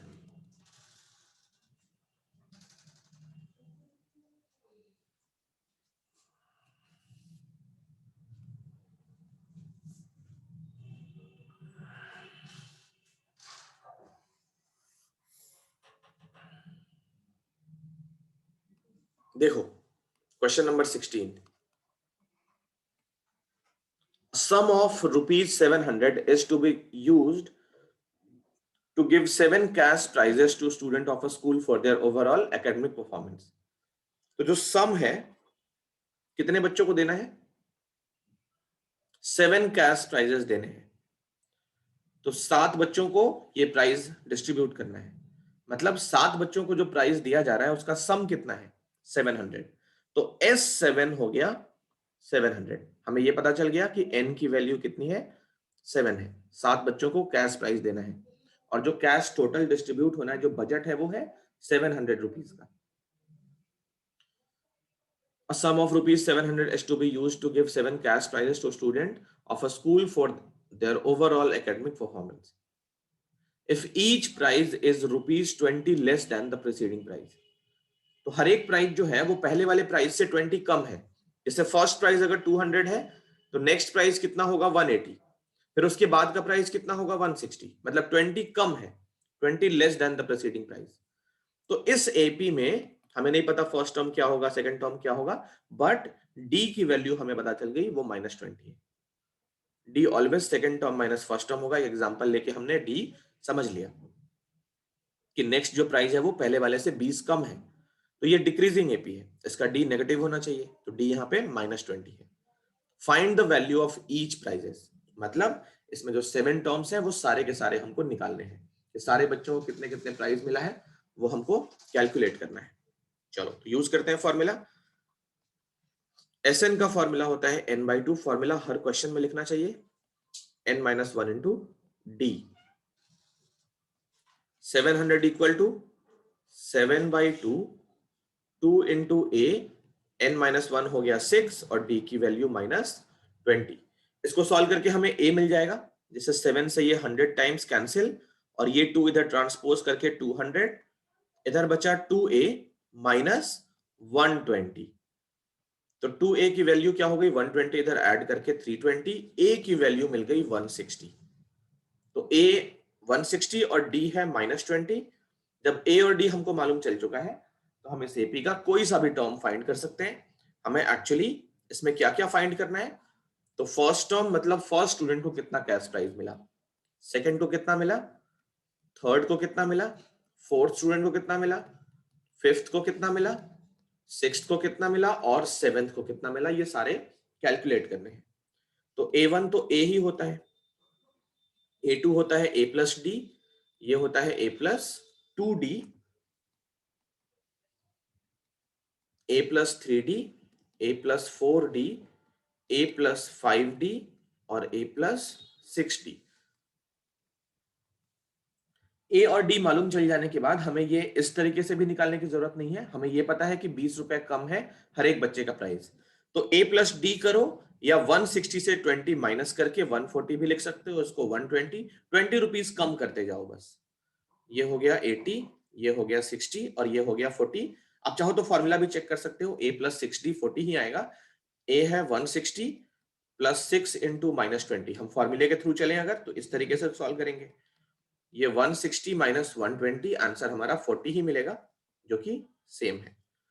तो इसको ऐसे भी सॉल्व कर सकते हैं। आई होप ये क्वेश्चन नंबर 16 सबको क्लियर है।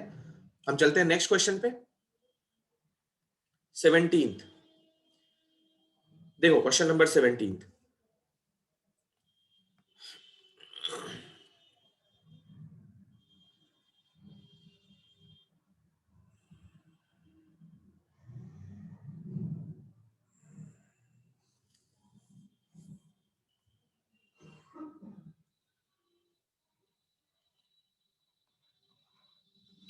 in a school students thought of planting trees in and around the school to reduce air pollution।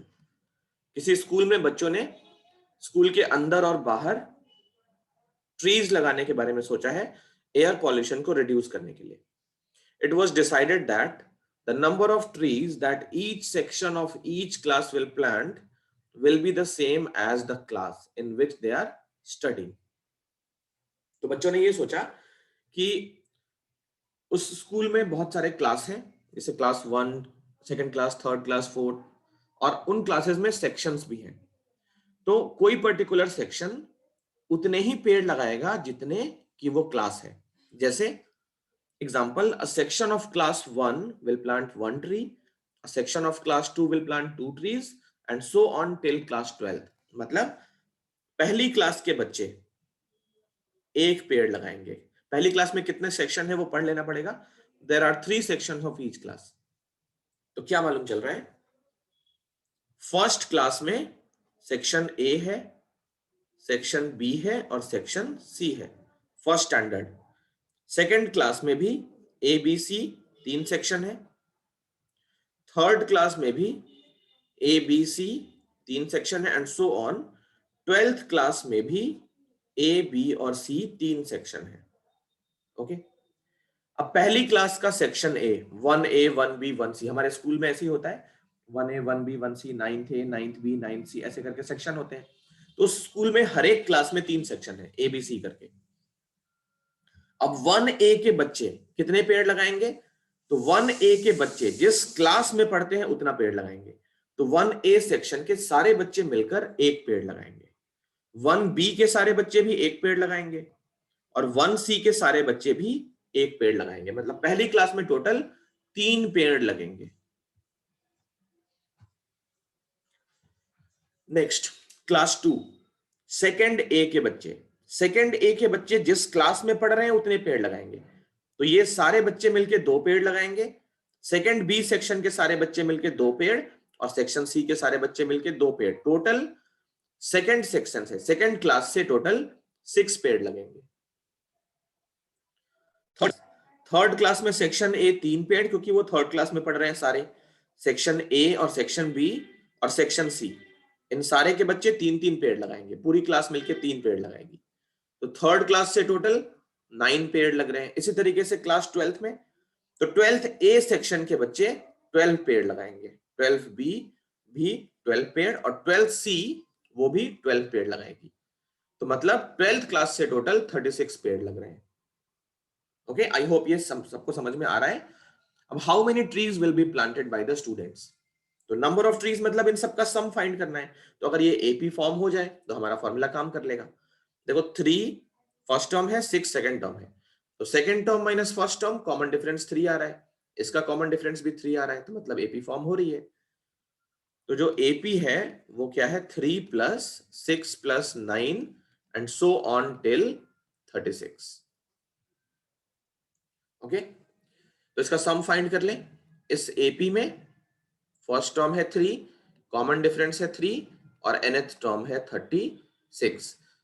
Number of terms भी हमको मालूम है, क्योंकि 12 तक की क्लास है, तो नंबर ऑफ टर्म्स भी 12 है। अगर नंबर ऑफ टर्म्स नहीं यूज करना है तो an का फॉर्मूला यूज करो, n अपने आप 12 आ जाएगा। तो इसका नंबर ऑफ टर्म्स मालूम चल चुका है, हमें सम निकालना चाहिए। तो ऐसे लिखते हैं, total number of trees equal to S12, मतलब इस एपी के 12 तक के टर्म्स का सम फाइंड करना है। तो Sn का फॉर्मूला, अगर हमारे पास लास्ट टर्म है तो ये फॉर्मूला बेटर रहेगा। ये हो गया 12/2, a का मतलब 3 और an का मतलब 36। तो ये हो गया 6 इंटू 39। इसको सॉल्व कर लेते हैं। 9 6 जा 54 विद कैरी 5, 6 3 जा 18 और 5 23। 234 पेड़ लगेंगे टोटल उस स्कूल में। ओके, क्वेश्चन नंबर 17 हो चुका है। अब हम चलते हैं नेक्स्ट क्वेश्चन पे।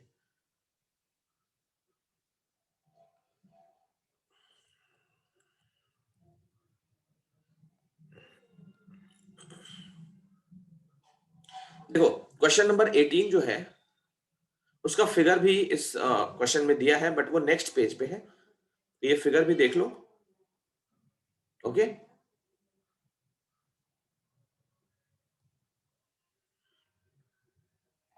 तो इसको हम सॉल्व करते हैं। ये अज्यूम करते हैं फिगर हम खुद से बनाना चाहते हैं, ठीक है।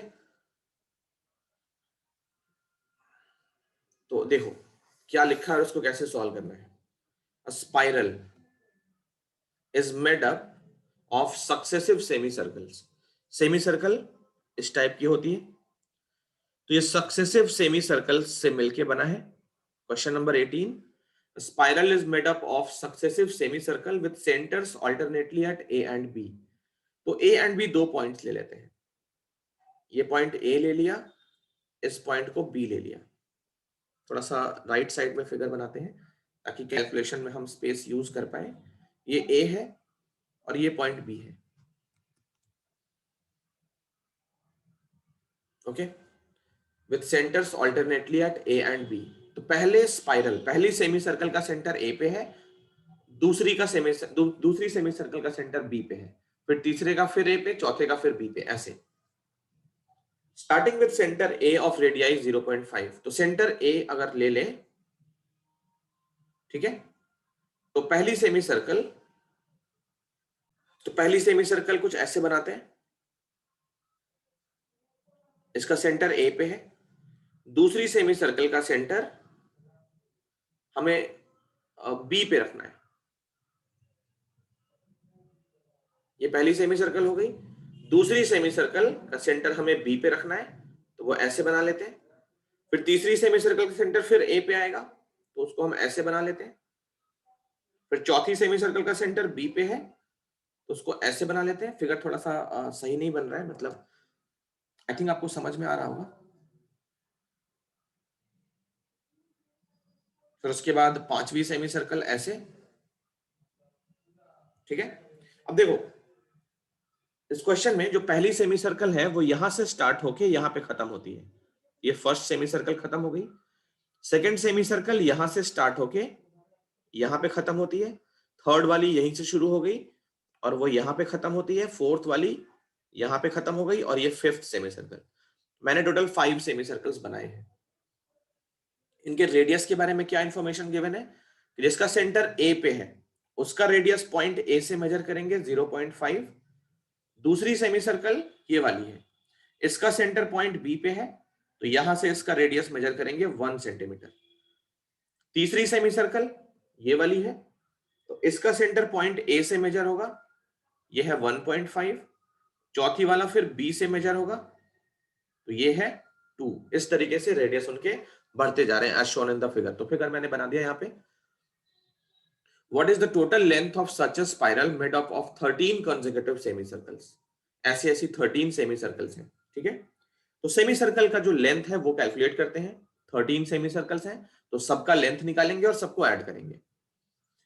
Length of semi circles, length of semi circle ये क्या होता है, सरकमफेरेंस का हाफ। तो अगर सरकमफेरेंस सर्कल का 2 पाई आर है, इसका हाफ करने पे क्या आएगा, पाई इंटू आर। तो इस सेमी सर्कल जो 13 है, फर्स्ट सेमी सर्कल का लेंथ क्या होगा, A1, वो होगा पाई इंटू R1। यहां पे R1 हमारा 0.5 है तो ये हो गया पाई इंटू 0.5। सॉल्व करके मिला 0.5 पाई। पाई की वैल्यू हम बाद में पुट कर लेंगे। दूसरे सेमी सर्कल की लेंथ मतलब A2,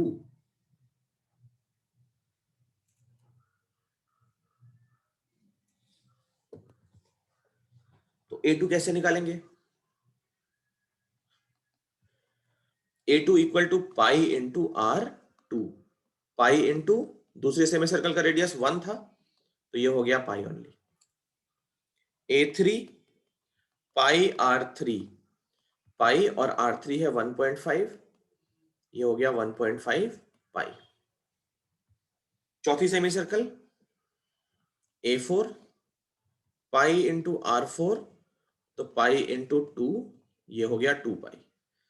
अच्छा, बहुत सारे बच्चों को ये लग रहा होगा शायद कि अभी AP तो कंफर्म है नहीं, अभी AP बनी है कि नहीं वो नहीं है हमें पता नहीं है, बट हम A1 A2 कैसे लिख रहे हैं, वो तो AP के टर्म्स होते हैं। देखो कोई भी प्रोग्रेशन हो, वो AP हो ना हो, उसके टर्म्स को हम A1 A2 A3 A4 लिख सकते हैं।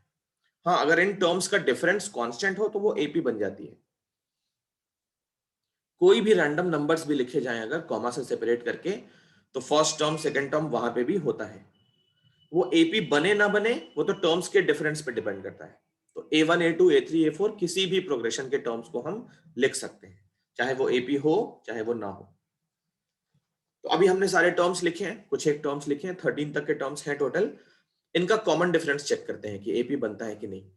देखो second term minus first term, A2 minus A1, pi minus 0.5 pi तो ये हो गया 0.5 pi. Second term minus third, third minus second कितना हो गया, 1.5 पाई माइनस पाई 0.5 पाई। फिर fourth term minus third term, ये भी 0.5 पाई।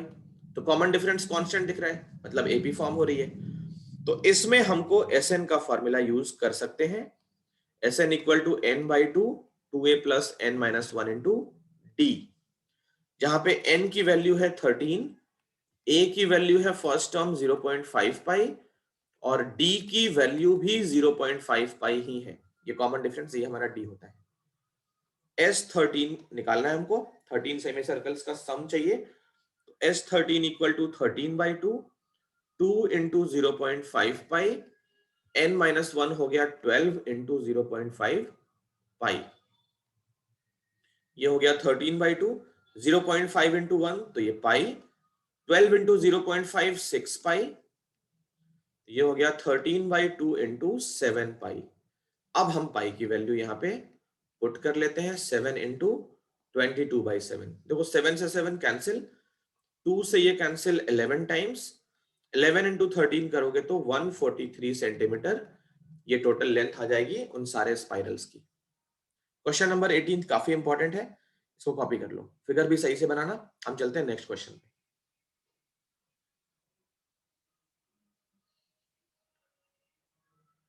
कॉपी करने के लिए वीडियो को पॉज कर लो, फिर कॉपी कर सकते हो आराम से। Question number 19।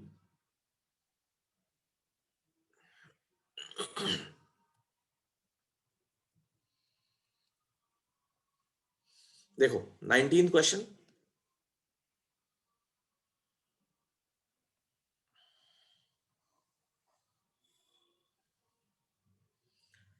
पहले इस क्वेश्चन को समझ लो। फिगर भी दिया है, एनसीईआरटी की बुक है ये, इसमें फिगर दिया है। पहले हम फिगर के थ्रू समझ लेते हैं, फिर फिगर को भी हटा लेंगे क्योंकि स्पेस हमें काफी चाहिए होगा इस क्वेश्चन में।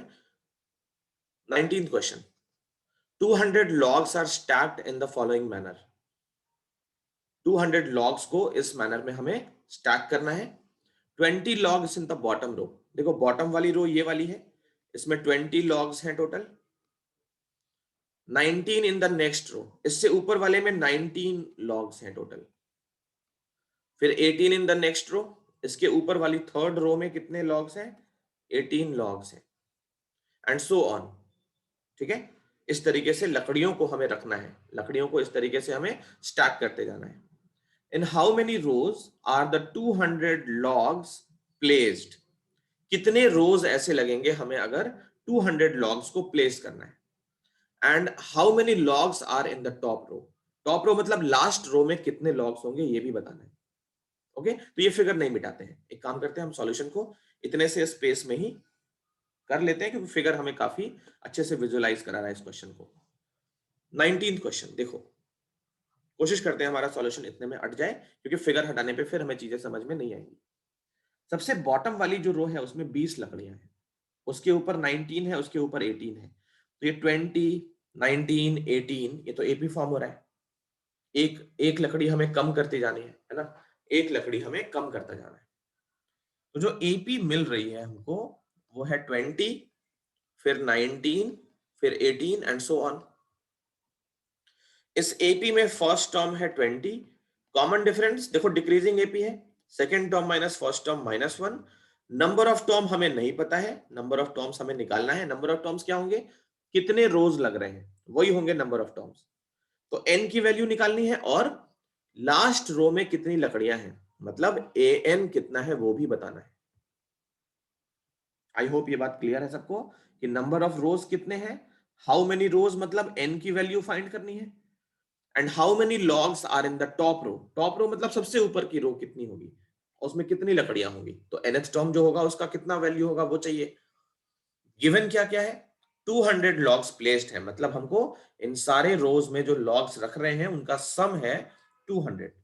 तो n की वैल्यू नहीं पता बट हमको Sn पता है 200, क्योंकि 200 लॉग्स को हमें प्लेस करना है। अप्लाई करते हैं Sn का फॉर्मूला। Sn का फॉर्मूला पहले लिख लेंगे, n/2 2a plus n-1 into D. चलो ये हो गया 200, n अननोन है, 2 इंटू ए तो 2 इंटू 20, n-1 और d की जगह पे -1। सबसे पहले इस 2 को इधर ट्रांसपोज कर लिया तो ये हो गया 400, n के साथ क्या हो गया 40 माइनस n प्लस 1, तो ये हो गया 400 equal to n 41 minus n, जिसको हमने लिख लिया 41 n माइनस n स्क्वायर। अब इन दोनों को ट्रांसपोज किया LHS पे तो इक्वेशन मिली n square minus 41n plus 400 equal to 0। इसको फिर से हमें या तो मिडिल टर्म स्प्लिट से करना है या फिर क्वाड्रेटिक फॉर्मूले से करना है। तो देखो इसकी स्प्लिटिंग उतनी टफ नहीं है। प्रोडक्ट कितना चाहिए? प्रोडक्ट चाहिए 400 और सम चाहिए माइनस का 41। तो इसके फैक्टर्स बनाओ, 25 और 16 पे ये फैक्टर्स हमारे बन जाएंगे। तो इसका जो मिडिल टर्म स्प्लिटिंग है वो कैसे लिखोगे? 25n minus 16n plus 400 equal to 0। यहां से n कॉमन तो n माइनस 25, थर्ड टर्म का साइन माइनस है तो नेगेटिव लिख लिया, माइनस 16 कॉमन तो n minus 25 equal to 0। n की वैल्यू मिली n माइनस 16 और n माइनस 25 इक्वल टू 0। यहां से n की वैल्यू मिली 16 और n की वैल्यू मिली 25। इन दोनों में से एक आंसर होगा या फिर दोनों भी हो सकते हैं, देखना पड़ेगा। क्योंकि देखो अभी तक n हम रिजेक्ट कैसे करते हैं, अगर n नेगेटिव है तो रिजेक्ट कर देंगे क्योंकि नंबर ऑफ टर्म नेगेटिव नहीं होता है। n अगर फ्रैक्शन में है तो भी रिजेक्ट कर देंगे क्योंकि नंबर ऑफ टर्म्स फ्रैक्शन में भी नहीं आता है। यहाँ पे n हमारे दोनों अभी रिजेक्ट नहीं हो रहे हैं। n की दोनों वैल्यूज हमारे लिए करेक्ट है क्योंकि 16th रो भी हो सकती है, 25th रो भी हो सकती है। अब हम क्या करते हैं, इनमें से कौन सा सही है वो निकालने के लिए हम जरा A16 और A25 कैलकुलेट करते हैं। उससे पहले an का formula a plus n minus 1 into D. तो 16th रो में कितनी लकड़ियां होंगी वो निकालते हैं और 25th रो में कितनी लकड़ियां होंगी वो निकालते हैं, क्योंकि अभी तो हमें बिल्कुल पता नहीं चल रहा है कौन सा वैल्यू इसमें से सही है कौन सा गलत है।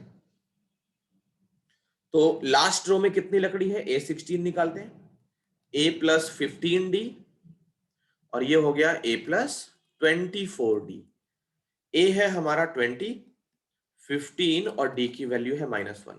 तो इसके अकॉर्डिंग 20 माइनस 15 ये 5 आ गया और इसके अकॉर्डिंग 20 प्लस 24 इंटू -1 ये कितना हो गया, 20 माइनस 24 -4। तो अगर हम नंबर ऑफ टर्म्स 25 बोल दें तो लास्ट वाली रो में -4 लॉग्स है, ये पॉसिबल नहीं है। As number of logs in the last row or in the bottom row, can't be negative, so n equal to 25 is rejected। ये वाली वैल्यू हमने रिजेक्ट कर ली, ठीक। therefore नंबर ऑफ रोज कितने हो गए, n वो हो गया 16 और number of logs in the bottom row equal to A16 और उसकी वैल्यू हो गई 5। तो ये हमारे आंसर हो गए। आई होप क्वेश्चन नंबर 20 सबको क्लियर है, इसको कॉपी कर लो। अब हम लास्ट क्वेश्चन करते हैं 20th।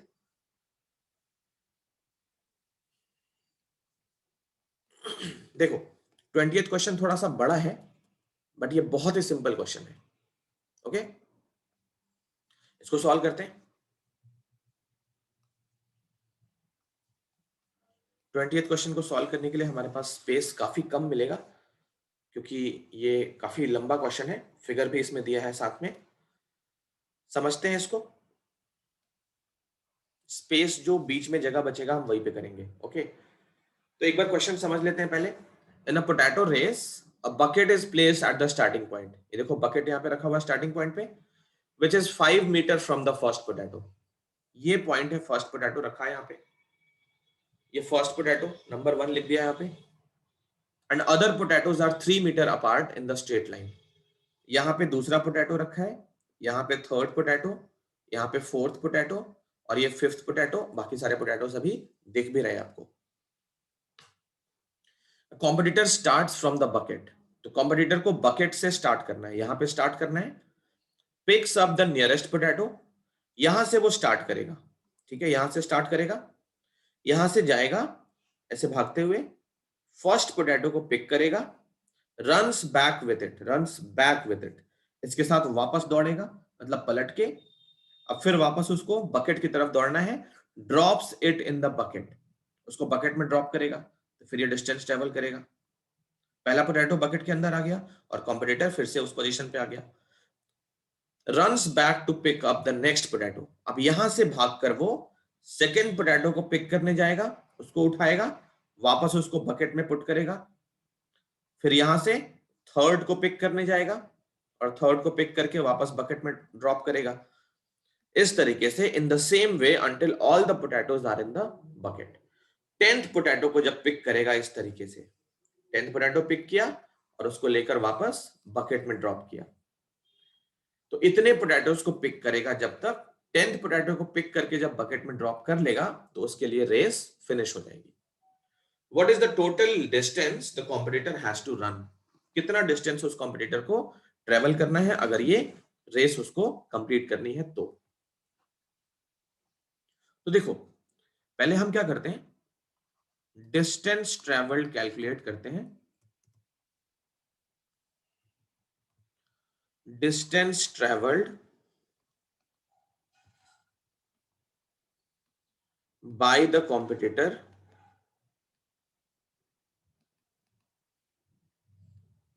in dropping first potato। A1 कितना है? तो देखो फर्स्ट पोटैटो को पिक करने के लिए बकेट के पास वो खड़ा था, 5 जाएगा और 5 वापस आएगा, 2 इंटू 5 कितना हो गया, 10 मीटर। इसी तरीके से सेकंड पोटैटो को पिक करने में, क्या डिस्टेंस ट्रेवल करना है, तो बकेट के पास है वो, फर्स्ट पोटैटो को बकेट में ड्रॉप करने के बाद वो बकेट के पास खड़ा होगा, रुकेगा नहीं वहां पे, लेकिन स्टार्ट करेगा बकेट से। तो 5 प्लस 3, 8 वो जाने में टाइम लगाएगा, फिर 8 आना भी है उसको वापस, तो 2 का मल्टीप्लीकेशन हुआ किसके साथ, 5 प्लस 3 के साथ। ये कितना हो गया, 16 मीटर। थर्ड पोटैटो को पिक करने में कितना डिस्टेंस ट्रेवल करना है, फिर से बकेट के पास है, तो 5 प्लस 3 इंटू 2, तो 2 इंटू 5 प्लस 3 कितना होगा, ये 8 और 3 11 इंटू 2 22 मीटर। एक और कैलकुलेट करते हैं, फिर उसके बाद अगर एपी बन जाए तो हम इन सबका सम निकाल लेंगे। फोर्थ को पिक करने में देखो फोर्थ पोटैटो यहां पे रखा है, तो यहां से अगर वो स्टार्ट करे तो 5 3 3 3 और इंटू 2, क्योंकि वापस भी जाना है, 2 इंटू 5 प्लस 3 ये कितना होगा, 5 और 9 14 इंटू 2 28 मीटर। तो देख लो एपी फॉर्म हो रही है, 16 माइनस 10 6 हो गया, 22 माइनस 6 फिर से 22 माइनस 16 6, 28 माइनस 22 भी 6, तो कॉमन डिफरेंस कांस्टेंट है, मतलब एपी फॉर्म हो रही है। अब इस एपी का हमें टर्म्स का सम फाइंड करना है, 10 तक के टर्म्स हैं टोटल। तो सम हम यहां पे कैलकुलेट करते हैं, इधर देखो Sn का पहले फॉर्मूला लिख लो, n/2 2a plus n minus 1 into D, और यहां पे S10 फाइंड कर लो, तो 10/2 2a प्लस 9d, 10/2 हो गया 5, 2 इंटू a कितना है 10, और 9 इंटू डी कितना है 6, तो ये हो गया 5 इंटू 20 प्लस 54, तो 5 इंटू 74, 74 इंटू 5, तो 74 को 10 से मल्टीप्लाई करके उसको हाफ कर लो, 740 अपॉन 2, ये हो गया 370 मीटर। 370 मीटर उस कॉम्पिटिटर को टोटल डिस्टेंस ट्रेवल करना होगा अगर इस रेस को उसे कंप्लीट करना है तो। ओके, तो 370 मीटर इज द आंसर।